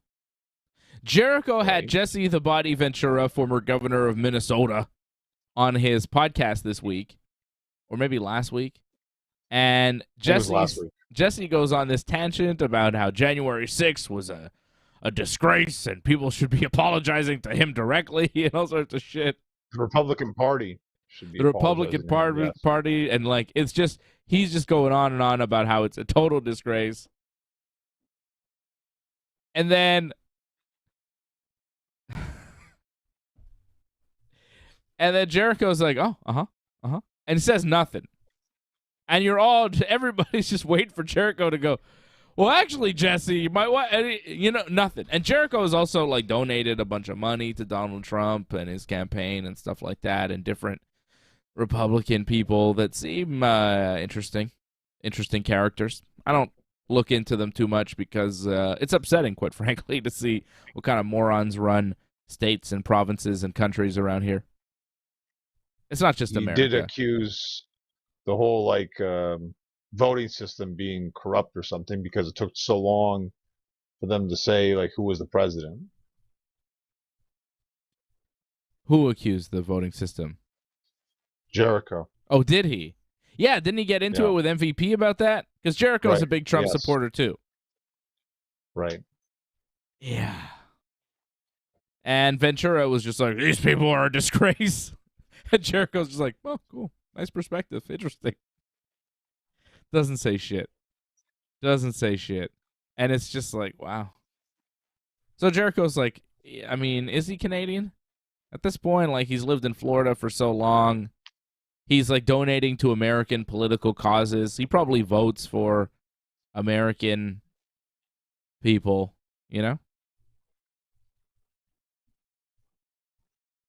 Sounds like AJ's trying to get through in the chat, it looks like. Yeah, it does seem like AJ, doesn't it? He's trying to get his message across. Yeah. Someone is. Yeah. That's funny. Yeah, I don't trust that at all. I know AJ's up. If Danny Brooke was chatting at the same time, then you might wonder, but where is AJ? Somebody. Where is AJ when we need him? I see that Big Bob Burger saying, "Where is AJ when we need him?" Only AJ would write that. AJ also, and then don't dump on Trump, guys. Be nice. That sounds like something AJ would say too. So, I'm glad that you said it first, John, because I suspected. Well, I don't really feel we're dumping on Trump that much. I mean, maybe you are. I feel I'm just stating what's happening. Like, this is Jericho had Ventura on the podcast. Ventura completely dumped on the Republican Party. And that was that. Oh, did you freeze out again? I don't know. Did I? I think you did. But you're back. Okay.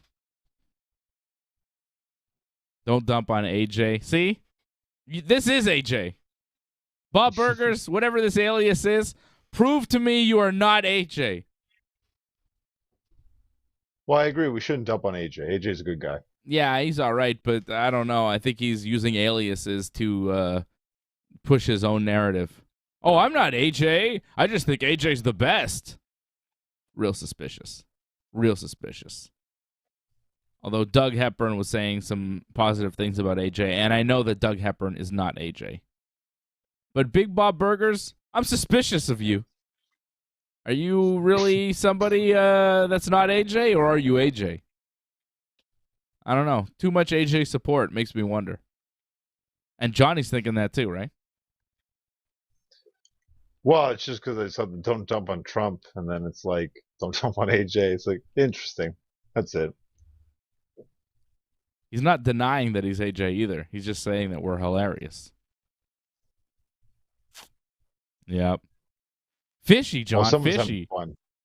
I don't know. Fun tonight. All right. Chris Jericho had a big old match this week against Eddie Kingston that he won. Pretty bloody affair. Barbed wire everywhere match with the shark cage. Nobody got hurt with the shark cage. Everything was fine. Anna Jay rejoining Ty Conti. Match? Huh? Jericho looked kind of, yeah. He looked pretty cut up, right? Apparently, he said he broke something. He's not sure what exactly, but he's pretty sure he broke. Yeah. Well, did you see at the end? Like, he was stuck in that barbed wire. It took him a long time to get him out. When he went to that spider web at the end, like I think he may have hurt. Like, I'm not sure if it's his collarbone or something, but it looked like he went in so awkwardly because his arm got stuck and like he couldn't pull it out, but he was Yeah. trying to. I think he may have injured his elbow or something, or again collarbone. Well, I hope he's all right. I like Chris Jericho, despite his, like I may not agree with everything that he does, but he's still Chris Jericho. He's still fantastic. Well, I really actually enjoyed the match. I mean, it was brutal, it was violent, but I Yeah. mean that's what a barbed wire everywhere match should be. Yeah. The only thing I didn't like was the after match. Like that was garbage. But the actual match I enjoyed. Yeah. I thought it was all right. It's not my favorite style of match, but I thought it was pretty good. People are mad that Jericho won. I like it because I was surprised. I wasn't expecting it. And I mean, there was so much interference that it's fine. Like, didn't really hurt Kingston for losing. There's so much interference, and then you have the Anna Jay heel turn. Wasn't needed, but I mean, just extra added on. I mean, Eddie was fighting the world. It was impossible to win.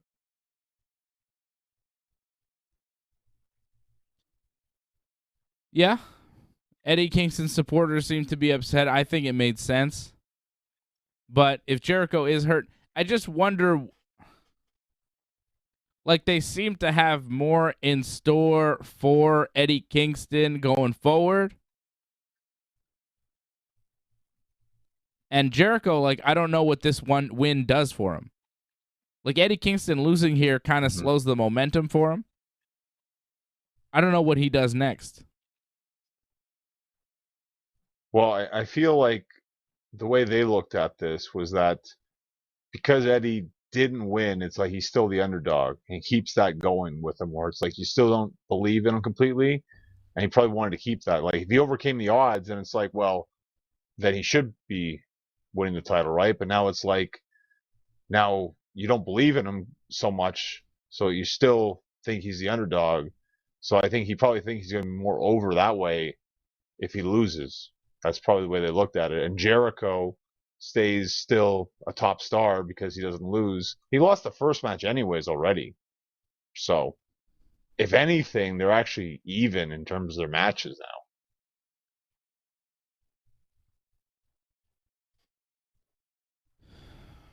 Are we done with them feuding?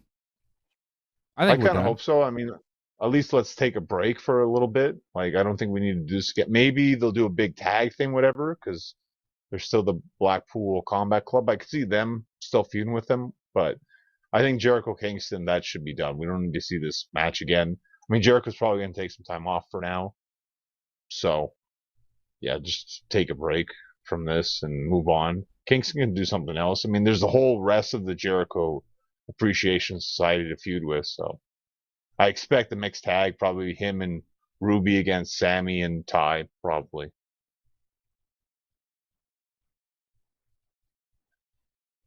Ty and Anna Jay getting back together. Anna Jay joining up with them.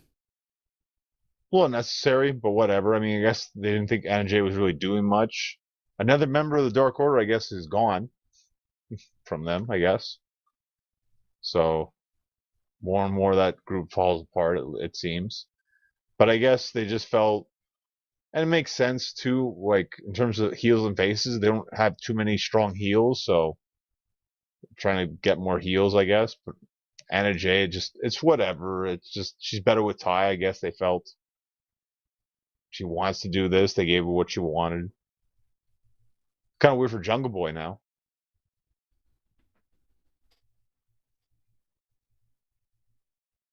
Why? Well, because they have Sammy and Ty coupled together, And Jay and Jungle Boy can't be a couple on TV if it's face heel. Do they need to be? I feel like they always at least tease it a little bit, or you see it every now and you see, Britt and Adam Cole, right? I mean, it's not always there, but it's comes and goes. You really can't do that now though with Jungle Boy and especially now that Jungle Boy came back.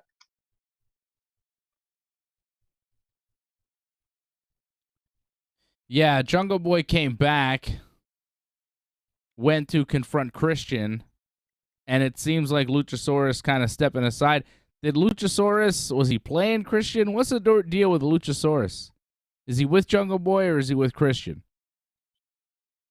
See, it's not as clear cut, like it's more elaborate than what we thought, and we'll have to wait to see how this all plays out. But I'm expecting there's a bit more to this. And again, the pay-per-view's in September, so we're gonna have to wait. We could easily see it being Jurassic Express against Christian and a partner, possibly.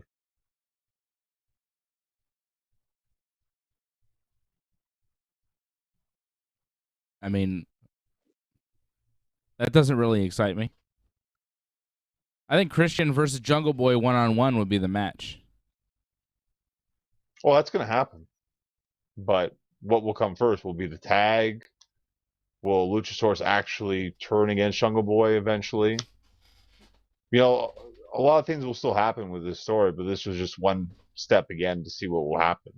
Where would you rather see Luchasaurus? As Christian's kind of backup giant guy, or still as a tag team partner of Jungle Boy? I liked him with Christian, but I also like that he didn't just completely turn against Jungle Boy right away. Like the fact that they were a team for so long, they had a friendship for so long, he didn't just throw that away like it was nothing. So, like, if he does actually throw it away, like, you're going to find out why. There's going to be a greater reason to it than just Christian told him to.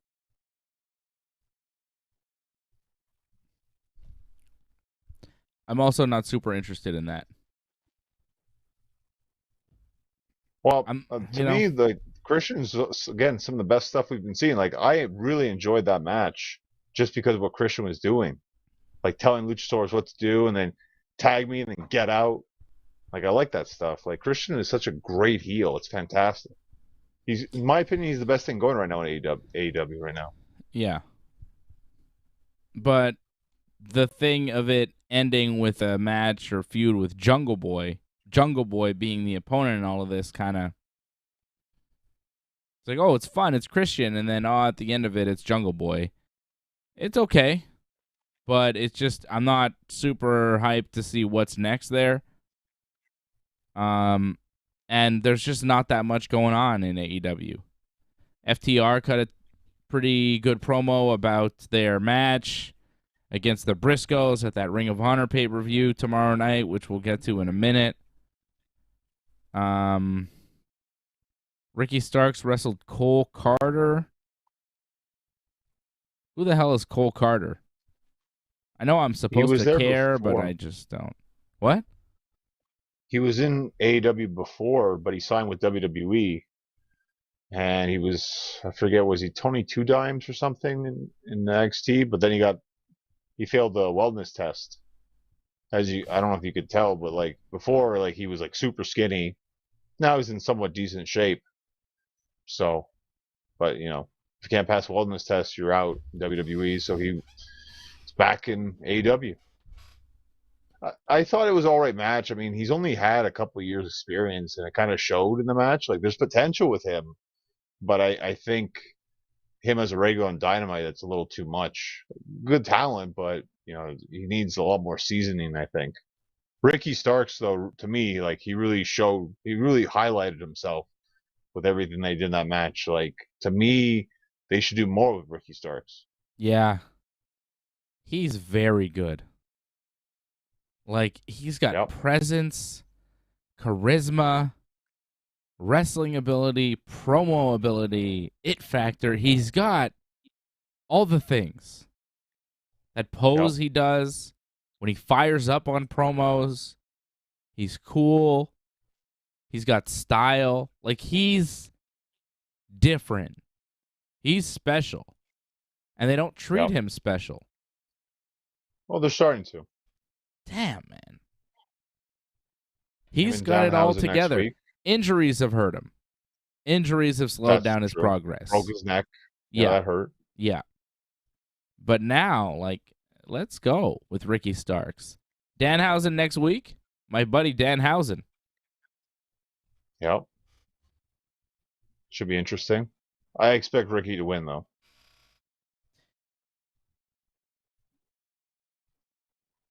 Yeah, I don't see Danhausen beating him. Although it would be funny to give Danhausen the FTW title, the Taz belt. Well, they were talking about all the champions in the past and all this, and like they all have been tough guys, but Ricky's actually the longest reigning FTW champion, which was kind of interesting. Longer than Taz? Taz didn't actually have the title that long. Like he had it for a couple months, and then he lost to Sabu. And then when he unified the titles, like there was no more FTW title after that. Interesting. Although the belt means nothing. And why is Darby Allin losing to Brody King? Because I guess in the end they're going to beat the House of Black, right? I mean they're building up to that big match, whatever it's going to be, probably a big tag thing, whatever. So the House of Black have to get some wins in the meantime, and this is one of the wins. I'm going to guess we're going to get Malachi Black versus Sting from what it's looking like. Not Darby and Sting versus Malachi and Brody? I think that's the pay-per-view match. But I think before we get there, we might get Malachi versus Sting 1-on-1. That's pretty big to get Sting's first singles match. Put that on Dynamite. I could see that happen. He still hasn't wrestled a singles match in AEW. Malachi Black will be the first guy? You really think they give him the match? I mean, it makes sense the way they've been hyping it. It's like, why not? I mean, we expect a tag. I mean, they're definitely going to do a tag, but you have an opportunity to pull off a singles match here. Why not? I wouldn't mind seeing it. I still want to see the return of Bryan Danielson. I want to see the return of CM Punk. And, of course, I want to see the return of Kenny Omega. And it seems like Kenny Omega might be closer to a return than either of the other guys. A lot of rumors about Kenny Omega possibly being ready to go sooner rather than later, which would be great for AEW. We need the best bout machine back. We need Kenny Omega. He's so damn good. He's so fun to watch. When he shows up in AEW, it's a complete shift. He's a bigger star than anybody that they have right now. He's the best guy that they have right now. When Bryan Danielson comes back, then there'll be some competition. But right now, let's get Kenny in there. I hope he comes back soon. Looks like he's coming back soon. That's the rumor. Well, I feel like this is intensifying because the Bucks lost the tag titles, and everyone thinks they're going to bring in the trios titles. Right. And that's what they want to do, right? So that's probably why people are really pushing this right now. And I mean, it makes sense if you're going to do that, but I mean, we also just brought in a new title. We need to bring in another new title right away. Like, I feel like you don't have to, but wait and see what happens. Like, does Kenny go right back with the Bucks? Does that really make sense right now? I mean, they did kind of cost him the AEW belt in the last match that he was in AEW before leaving. Right. But maybe he comes back and he's like, look, I understand. We're friends, whatever. They come back together. They work together. They become the first ever AEW Trios champions. And then through that run, they kind of figure out a way to break up. And maybe Hangman comes back to the Bucks and Hangman and Kenny feud again. There's a lot of things you can do. Hangman seems like he might come back to the Bucks at some point too. Maybe we have a whole reuniting of the Elite one day. Hangman's in a weird place. He teamed with John Silver tonight to get a win over Butcher and the Blade. Nice to see John Silver on the winning end of a match. Johnny Hungy. Well, it was Hangman who got the pin, Well, but yeah. But come on.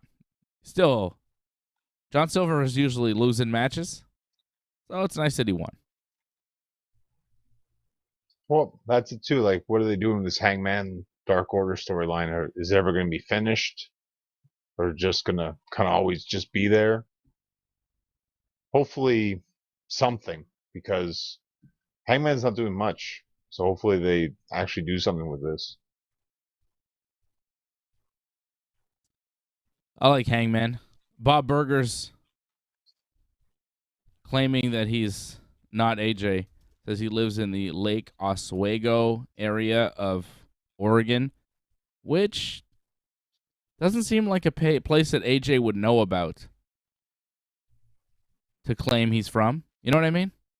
Like if AJ was trying to make up an alias, would he make up somebody from Lake Oswego, Oregon? I don't think so.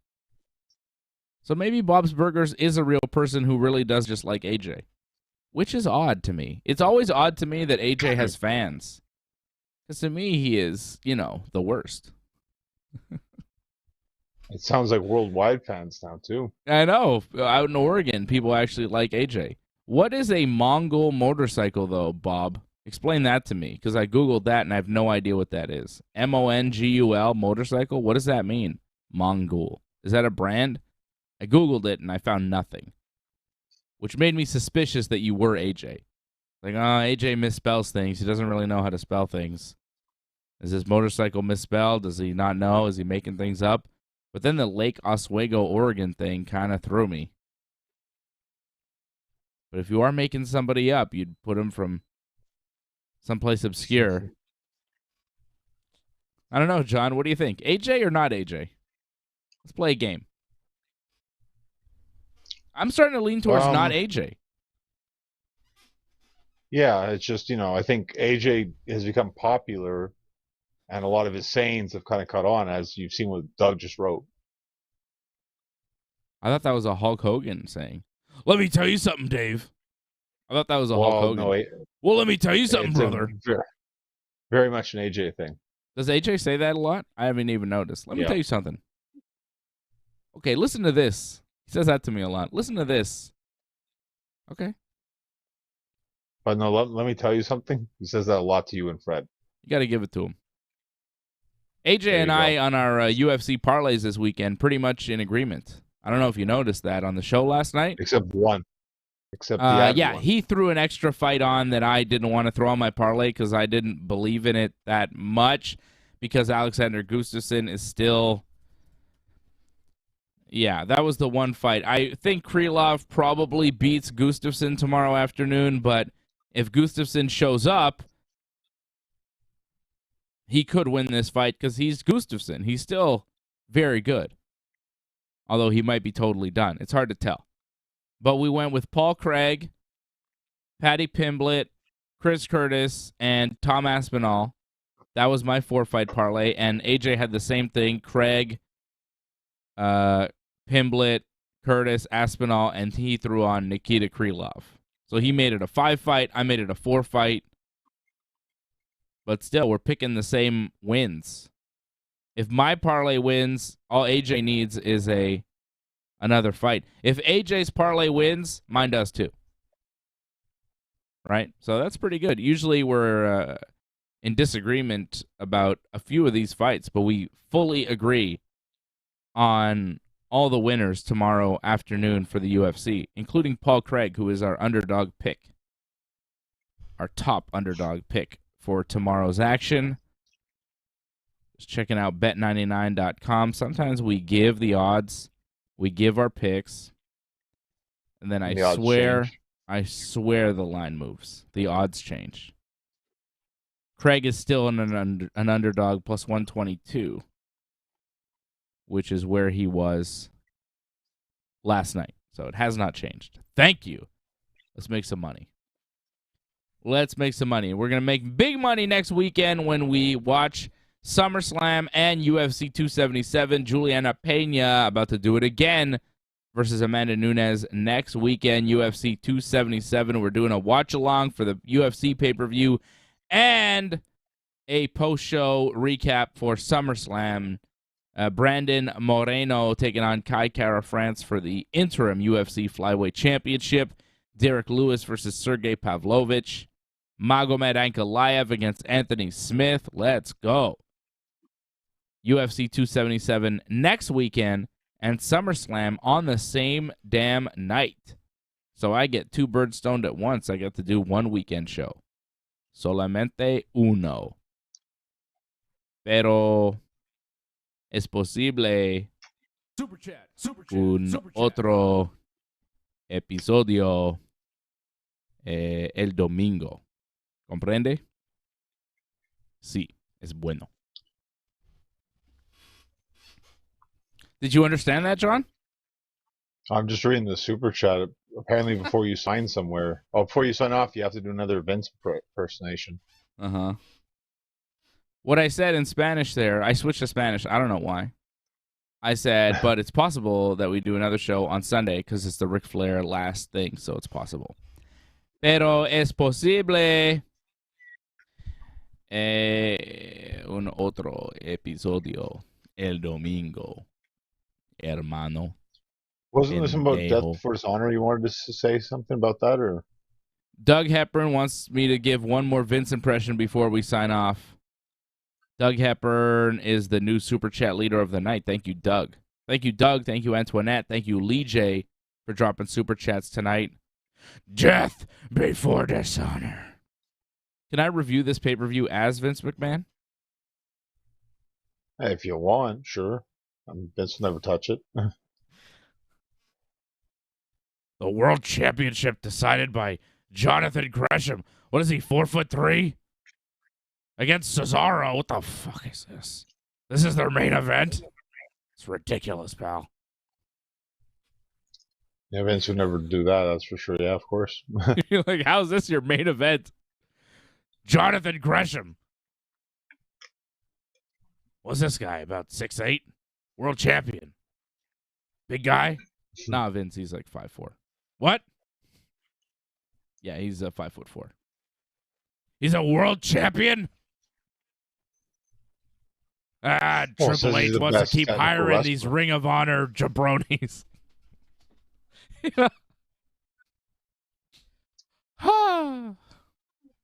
I mean, he's a great wrestler. I have tons of respect for him. I'm just saying what Vince would say, you know?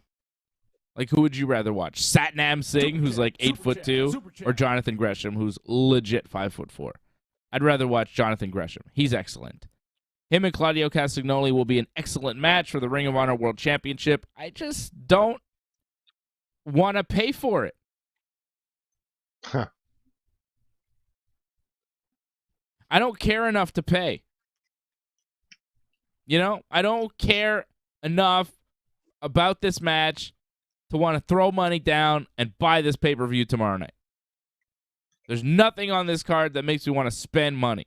WWE, I have the network. It's a subscription. They already have my money. So, yeah, I'll watch their pay-per-view. They already have my money. If I'm not watching their pay-per-view, I feel like I'm getting screwed because they already have my money. UFC, I'm down to spend some money on UFC. It's quality product. Ring of Honor, you want me to spend how much? $30? $40? $50? I don't even know. What's this thing on? Fight TV? Yeah. Fight TV. How much is this shit? It's probably $40. $29.99 US. Right, so it's close to It's like 40. $40. $40 for Cesaro versus Jonathan Gresham? I don't know, man. Samoa Joe versus Jay Lethal? That's pretty good. I mean, have you not seen this match before? Yeah, but it's been a while. I wouldn't mind seeing Yeah. how it's going to be. I mean, it's not going to be better than it was 10 years ago. Will be different, so it'll be interesting to see what it'd be like. You want to pay money for this thing? Going to your house. Well, unfortunately, I'll be busy, but honestly, like if I wasn't busy, I'd be interested. So for me, FTR Briscoes, that's what sells it for me. Doug Hepburn says there are ways without paying. Yeah, I know, but like I don't know if this pay-per-view is popular enough that anybody's even going to illegal stream it.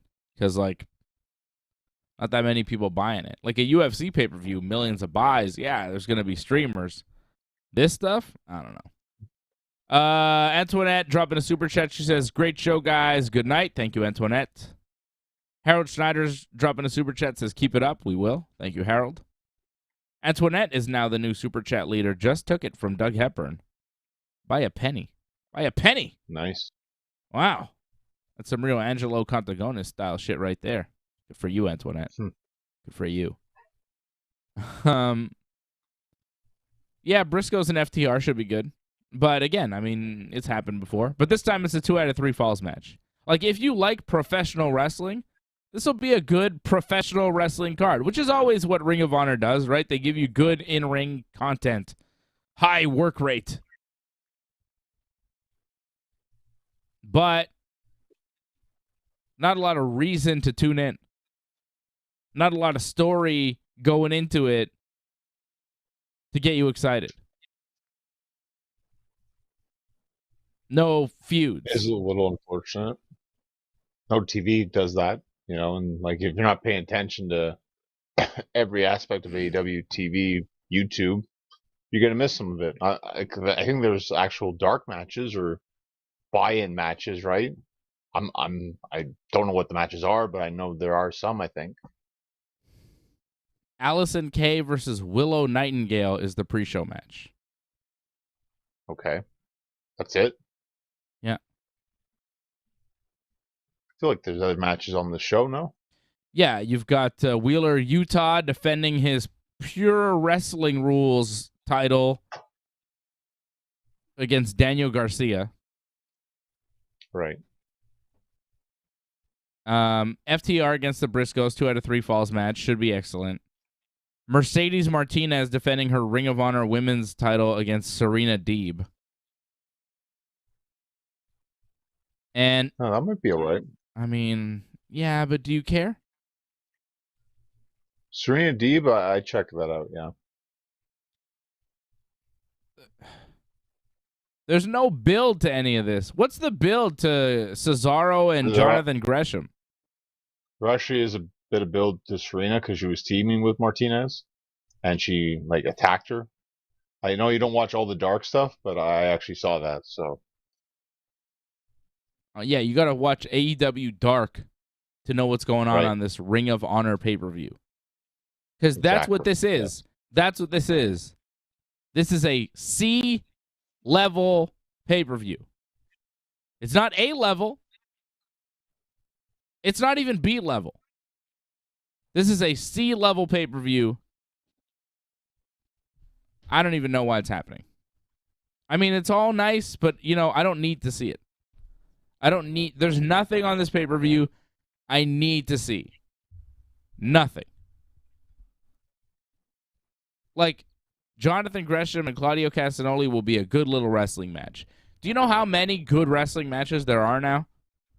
All the time, constantly happening? I can't see them all. And you know what? I don't need to see them all. Because I'll see the next one. Because there's always a pretty damn good wrestling match happening somewhere. And will this match be better than the one I saw 3 weeks ago? Probably not. You know what I mean? Like, we're having these really good wrestling matches all the time. Guys are working really hard, but nothing really means anything. What did Christian say? Have a good match. Have a classic match that people are still talking about in 20 years. Try having one of those. You're having 5-star matches every week. It doesn't mean anything. People forget it the next time they see you. Try having a match that people remember.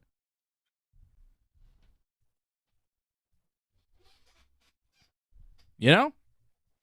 Yeah. No, you're right about that. Well, Christian was right about that. This is true. I mean, Hogan and Andre was not a match. Like, Jonathan Gresham versus Claudio Castagnoli will be a better match in the ring than Hogan and Andre. I have no doubt about that. Of course. Like, as far as the work rate and all that bullshit that doesn't actually matter. Yes. But Hogan and Andre was in 1980, what, 5? 88? I want to say 88. Yeah, 88. 87, maybe? Maybe it was 87, you're right. It was a long fucking time ago. And people are still talking about it. Are they talking about it because of the work rate? Because Meltzer gave it 7 stars? Or because of the goddamn story and the pageantry of the whole thing? Andre had been slammed before. Hogan had slammed Andre before. but not in front of 90 or 70 or 80,000 people at WrestleMania 3 in front of the world. When it mattered, when the story built in was perfect. And people still remember. And that's what pro wrestling is.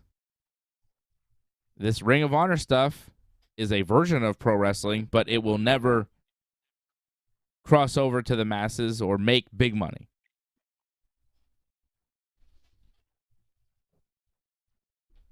And that's why I'm not buying the pay-per-view. Because there's nothing that's grabbing my attention. So that's why they're not getting my dollars. And that's why they're not going to get a lot of dollars. And that's why they're not going to make big money. Because there's no interest. I know the wrestling's good. I know that the wrestlers are good. But when I'm seeing so much wrestling and it's free, do I need to pay to see it here?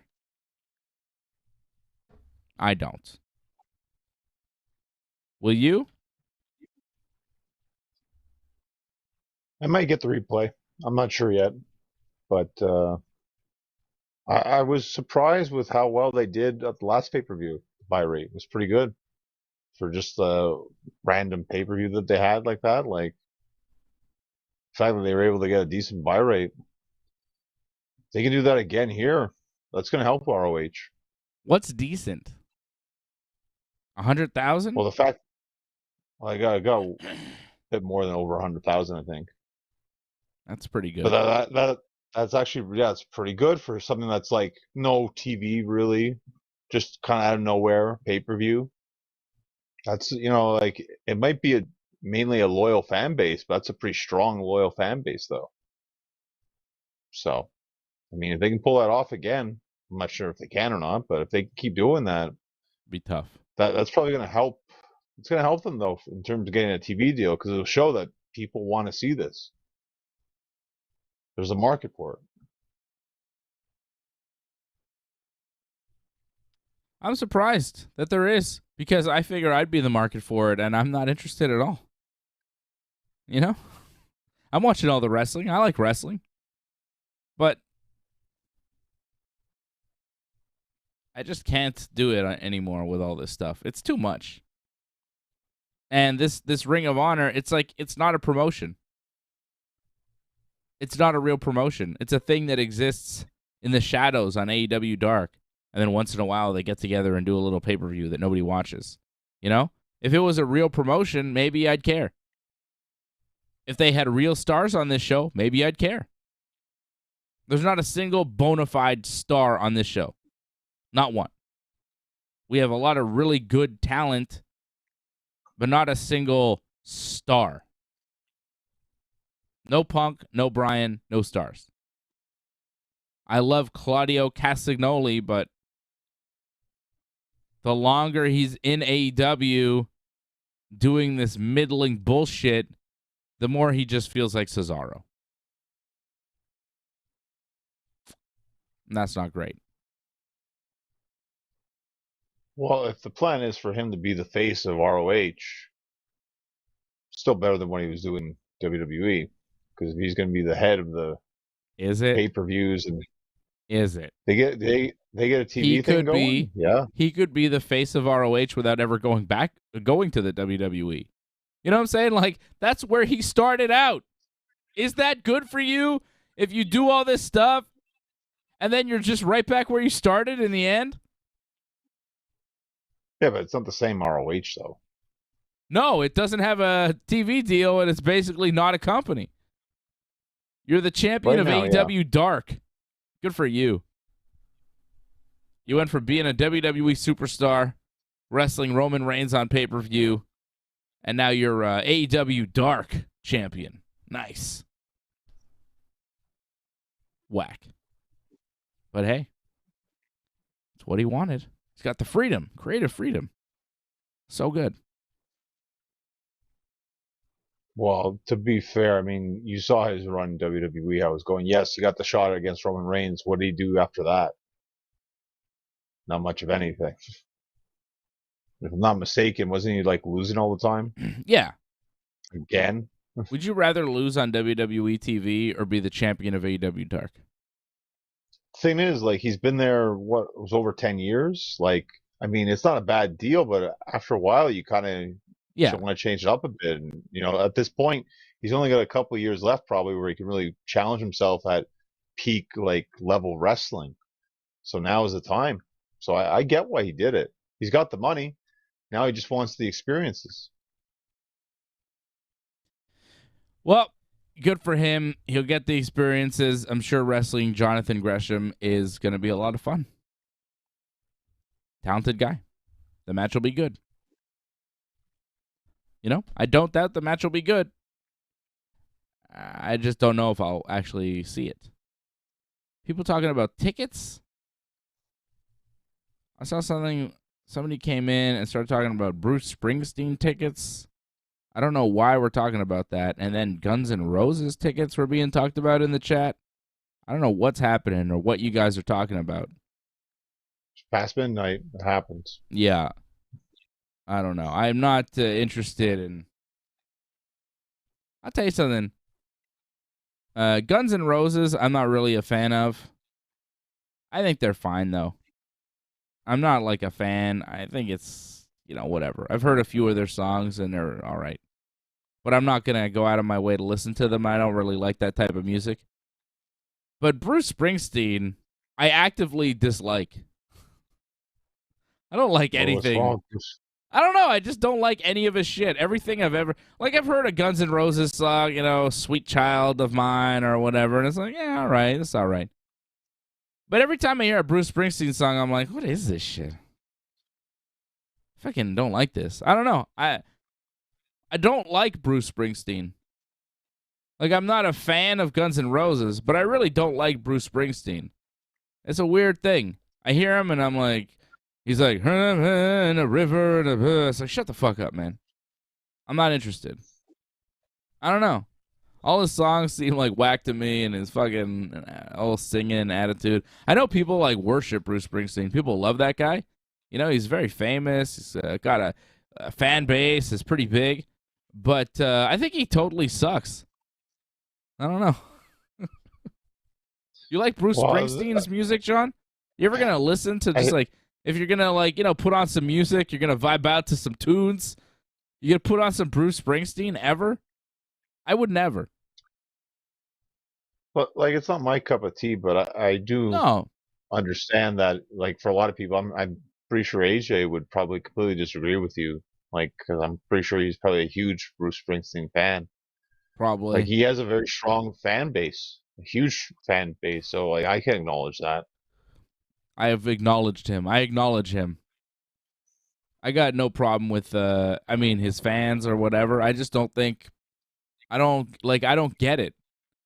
He's got a huge fan base of people talk, "Oh, he's so cool." And every time I've seen him or heard him, I've been like, "What?" I don't every shit he does sounds exactly the same to me. I don't get it. Yeah, see, people are talking about how they don't like Bruce Springsteen now. See, I'm right. Springsteen is garbage. Give me Kanye any day over Springsteen. I'd much rather see Kanye or, I was going to say Drake. I'd rather see Drake over Bruce Springsteen, obviously. I'd rather see anybody over Bruce Springsteen. Last concert I went to was Action Bronson. Bronson destroys Bruce Springsteen. Bronson is the man. That shit was awesome. And it didn't cost $4,000 to see Action Bronson. It cost like $60 or something. It's pretty good. It's a good deal. Bronsolino, Better than 4K. Bam Bam Baklava. Shit was awesome. Love that guy. You didn't see Celine again, though. Oh, no, I've seen Celine before. I'd much rather see Celine Dion than fucking Bruce Springsteen. Celine is fucking talented, man. That voice is amazing. Amazing.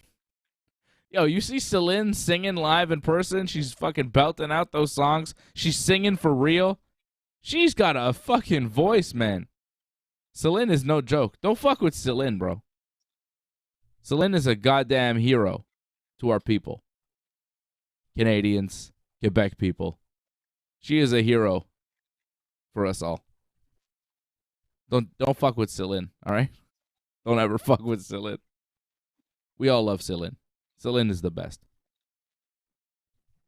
I know people like to take shots and shit, but she's a real talent. I don't give a fuck. Way better than that Bruce Springsteen. I'll tell you that much. Celine, way better than Springsteen.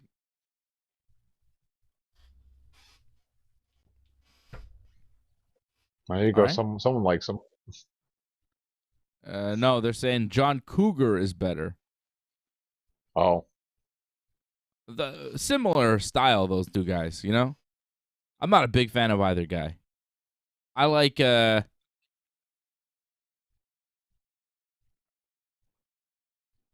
all the guys I like are dead. You can't really see those guys. All the old, you know?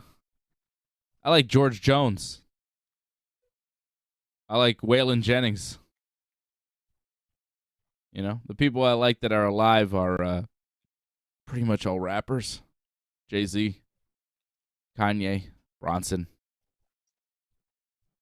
and many others we could talk about. But we won't because the show is over. Thank you, everybody, for tuning in. Appreciate you. Shout out to Antoinette. You are the Super Chat leader tonight. Transam says his fart is better than Bruce. I heard a rhinoceros fart today. It was amazing. It was so loud. But honestly, I feel like I've heard louder human farts, but maybe not. How could that be, right? How could that be? But it was a rhino, unmistakably. It was the rhino farting. Amazing. Crazy. You never seen that shit in your life. I imagine the smell must have been I wasn't awful. that close to get a smell. I couldn't really get a smell. Oh. Just the sound of it. Powerful fart from a rhino. A rhinoceros, John. As we know, AJ has taught us that's how you pronounce it. Not rhinoceros. AJ pronounces it rhinoceros. You know? Yeah, Outlaws, Trans Am. Well, You know what I'm talking about. Waylon. Willie. Hope Willie Nelson's doing all right. If Willie came to town, I'd go see Willie. I'd pay whatever for Willie Nelson. You want to talk about a great fucking American artist? Fuck Bruce Springsteen. Give me Willie Nelson all day. Oh, man. I never heard a Willie Nelson song I didn't like. I love Willie Nelson. Not big in the Kid Rock though, which is the SummerSlam theme. I believe. I think it's a new Kid Rock song. Who doesn't like Kid Rock, man? Ba with the ba ba dang ba dang ba da ba da ba ba da ba da. Come on, tremendous. Well, you're Mr. Anti-Trump supporters, and he's a huge Trump supporter. So, Some of my best friends are Trump supporters, like AJ. okay. I don't. It's just bad to Jericho. I don't dislike you because you're a Trump supporter. I still love Chris Jericho. I just think it's hilarious that he's like a guy who now like. I just think it's weird for anybody to give money to politicians, Trump or otherwise. Honestly, if Jericho gave a bunch of money to Joe Biden, I'd be like, oh, what the fuck? Why? It just seems odd to do. You ever given money to a politician? I haven't, but I know people that do. You know, they just support that political cause. So I don't see have their why. campaign. I've never trusted a political party enough to give them my money. I barely trust any of them to give them my vote. Fucking guys. All right. Ba with the ba ba dang diggy diggy. My name is Kid. Tremendous. You love that shit, John. Cowboy. What's a Donald Cerrone fight without a little Kid Rock? You know what I'm saying? Trump 2024. They don't exist anymore. I mean, maybe. Maybe Trump 2024. It's possible. Anything's possible, man. Trump will be mad old, though, in 2024, won't he? Like, Trump is pretty old, isn't he? Well, he's still younger than Biden, though, isn't he? Yeah, now. But does Biden run in 2024? He seems kind of old to do it, too. I've heard that he won't. 2024 is like 2 years away. Trump is 76 now. He'd be 78 years old. That means when he'd be done being president, he'd be 82. If he runs in 2024 and wins, that's 4 years. And 2028, he's 82. I don't know. Do you want an 82-year-old Donald Trump with access to nuclear weapons? Leading any country, really. Do you want an 81-year-old Donald Trump with access to nuclear weapons, with his finger on the button or near the button or with access to the button? Like, I don't know. Doesn't seem safe. Seems a little wonky. Trump is kind of a weird guy, you know? He's kind of a bombastic character who seems kind of impulsive. Do you trust him at 81 years old to be the president leading your country? I don't know. It seems kind of like maybe find a better option than that. There's got to be a better option than 80-something-year-old Donald Trump. You know what I'm saying? I'm not trying to shit on Trump or Biden. I just feel like, goddamn, there's got to be a better option than these fucking old dudes. I don't know how many, like, really old dudes you've encountered, but, like, you know, like, I think maybe somebody 20 to 30 years younger might help. Just to, you know, it might be they might remember more shit. The older you get, the less you remember, and, you know, your cognitive abilities kind of start to, I don't know. Like, Trump supporters are like, yeah, we need him in 2024. I'm like, yeah, but you know how old he's going to be? And, like, already he's kind of shaky, right? Like, even if you love him. And I was a big Apprentice fan. I thought he was great. As a president, I thought, really? I don't know. It seems crazy. But I just think, is there no better option? And then apparently not, because then they go with Joe Biden. You know what I mean? Bob Burgers, are you 80 years old, though? And if you are 80 years old, Bob Burgers, you shouldn't be president. That's how I feel. It's like, eh. But then again, all these people that are real mad about all these 80-year-olds running the world, I say just give them 10 years, and they won't run the world anymore. Because they'll probably be dead, is what I'm saying. Because usually people don't tend to live to 100. Although they get close. But usually the oldest of our olds tend to die at least in their 90s, right? Sometimes people make it to 100 and a little past that. It happens. But it's rare, I think. I feel like the oldest of our olds get into their 90s and then it's a wrap. I can't imagine I'm going to make it to my 90s. But I'm, you know, I aspire to be old. I don't want to put a number on it. But not it really depends. Yeah. Depends on how many more kids you're going to have. Bob's not an old guy. He's in his 60s. That's, yeah. Bob could be president. Like, a 60-year-old guy is still, you know, good. But when you start to hit, like, 80, 85, like, you start to hit your 80s, I think it starts to kind of fade. You're in the home stretch. Maybe take it easy and don't run for president. Like, Vince is 77 right now, retiring. Right. Seems about right. You know? But he's being forced, though. Well, yeah. Well, that's the thing with these guys. They don't know when to go. Like, Trump is not being forced. And the thing is, too, with the Republican Although Party, he could is be, there a I don't know. candidate? Yeah, don't they have somebody better? Candidate.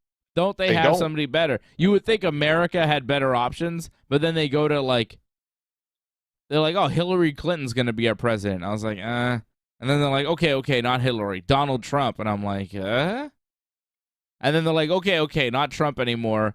Joe Biden. I'm like, huh? Like, what's next? Honestly, just elect Michael Jordan president because everybody likes Michael Jordan. He's cool. I don't know what his policies are on anything because he kept it that way. And it was very smart. He says, Republicans buy sneakers too, so kept his shit real neutral. So make him the president. You don't know what he thinks, but he was really good at basketball. Every kid in America get a pair of Jordans. I'm just spitballing. Just throwing out ideas. Well, it'd be great if The Rock actually does run. That would be fun. But who knows what'll ever happen. Dana White. Cody Rhodes.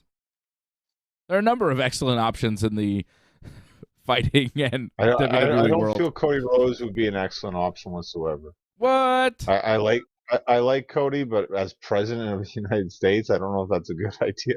Adrenaline in my soul. Cody Rhodes as president. See? It's in the song already. It's got a nice ring to it. I'm sure Cody would try to sell himself off as that, very much so, but I don't think it would work out very well. He's a good politician in wrestling, but not so much, I think, in the actual political scene. Lack of experience, I think, would hurt him. Well, The Rock then, I guess. The Rock. That's it. Or Dana White. Or Vince McMahon. He's not doing anything now. Well, he's too old, but yeah, okay. Well, no, he's not too old, John. He's clearly not too old. He's the same age as the current president, I think. Right, but he hasn't really done anything yet, though. That's the thing. Is he younger? I mean, he's younger than the current president by like 2 years. Wow. Joe Biden's 79. He's turning 80 this year. Holy shit. And he's still got 2 more years? And then maybe he'll run again. Wow. This is what gets me. Like, people made fun of him for falling off that bike. Let's say you even ride a bike at 79 years old. You know what I'm saying? No shit, he fell off a bike. He's 79. Let's see you try to ride a bike at 79. You fucking wouldn't be able to sit on the seat. Try sitting on one of those bike seats now. It's not that comfortable. Imagine when you're 79 how that's going to feel. People are making fun of Joe Biden falling off the bike. This motherfucker is still on a bike. He's going to be 80 this year. He's riding a bike. Give him credit. I mean, he seems a little wonky in the head sometimes. Like, I don't know. But, shit, man. People giving him shit for falling off that bike. Guy's 79. At least he's riding a bike. He was riding it before he fell off, right? You saw him pedaling and shit. Seems to be able to ride a bike. That's pretty good. Yeah, will he make it to full term? I mean, shit, 80 years old. He's got 2 more years as president. He better not run again. He'd be fucked. Yeah, I am a reasonable person, Doug. I'm very reasonable. I'm very kind of even-keeled. Like, I'm just logical. I'm not trying to, like, I don't get swayed by a lot of big talk or political feelings. I think of things in a logical manner. And that's, sometimes it's right, sometimes it's left. It's just always, what makes sense. Some logical shit. Because a lot of people are swayed by their beliefs. I'm not swayed by shit that I believe. I'm swayed by shit that I know. A lot of people don't know shit. They just want to believe things. Well, I believe that, if you're fucking believing things, you don't actually know anything. I choose to know and only believe when I know for sure. That's it. John, I love you. You're the best. I know that you are the best. That is a fact. And I believe it. All right. Oh, that's true. Biden has COVID now too. So yeah, it's been a rough time for Biden. He'll be fine. He's got like 4 vaccines in him, and they're pumping him full of drugs, right? They got the good president drugs that they can give to him. He'll be fine. COVID, I think, will be fine for him. Well, I mean, he's in that rough age bracket for it. Like That's true, yeah. That's anything at this point. A strong wind could take him out. Anyhow. Wait and see. That's it. Are people going to see you in the ring soon? Tell me. Let's hope at some point next month. That's what we're hoping for. Is Fingers that crossed it? for next month. There's nothing tomorrow you want to talk to me about? Nothing. You mean later today, please? I mean, there's just for last festival, there's going to be a show. Will I be there? Possibly. Will I not be there? Possibly as well. It's hit or miss. We'll have to wait and see what happens later today. Just for laughs. Oh, big jokes coming up. Okay, so we will get more updates on that in the weeks to come. I will be back Thursday night with Freddie and AJ for Ringside Report MMA. We'll be previewing UFC 277. And then Johnny and I, next Friday, will be previewing SummerSlam, right? The slam of the summer, Summerfest. Finally. Next Friday night here on the Ringside Report Network. Yankees won tonight 7-6. Aaron Judge hit like a 450-footer. Big-time home run. Monster blast. 456, I think it was. Crazy. Cool. It just ran out of the ballpark like, nope. Ouch. Imagine being a ball getting hit by Aaron Judge. That's just got to hurt. All right, guys. El Contador, we love you. Follow him at North Genesis. Follow me at Dave Simon MMA. Go to ringsidereport.net. It's our website. Enjoy it. All our stuff is there. ringsidereport.net. Download the podcast. Like the video. Subscribe to the channel. Do the things. And go with Team Dave tomorrow afternoon for UFC London. And that's it. Thank you to everybody tuning in. Antoinette, you're the Super Chat leader right here on the Ringside Report Network.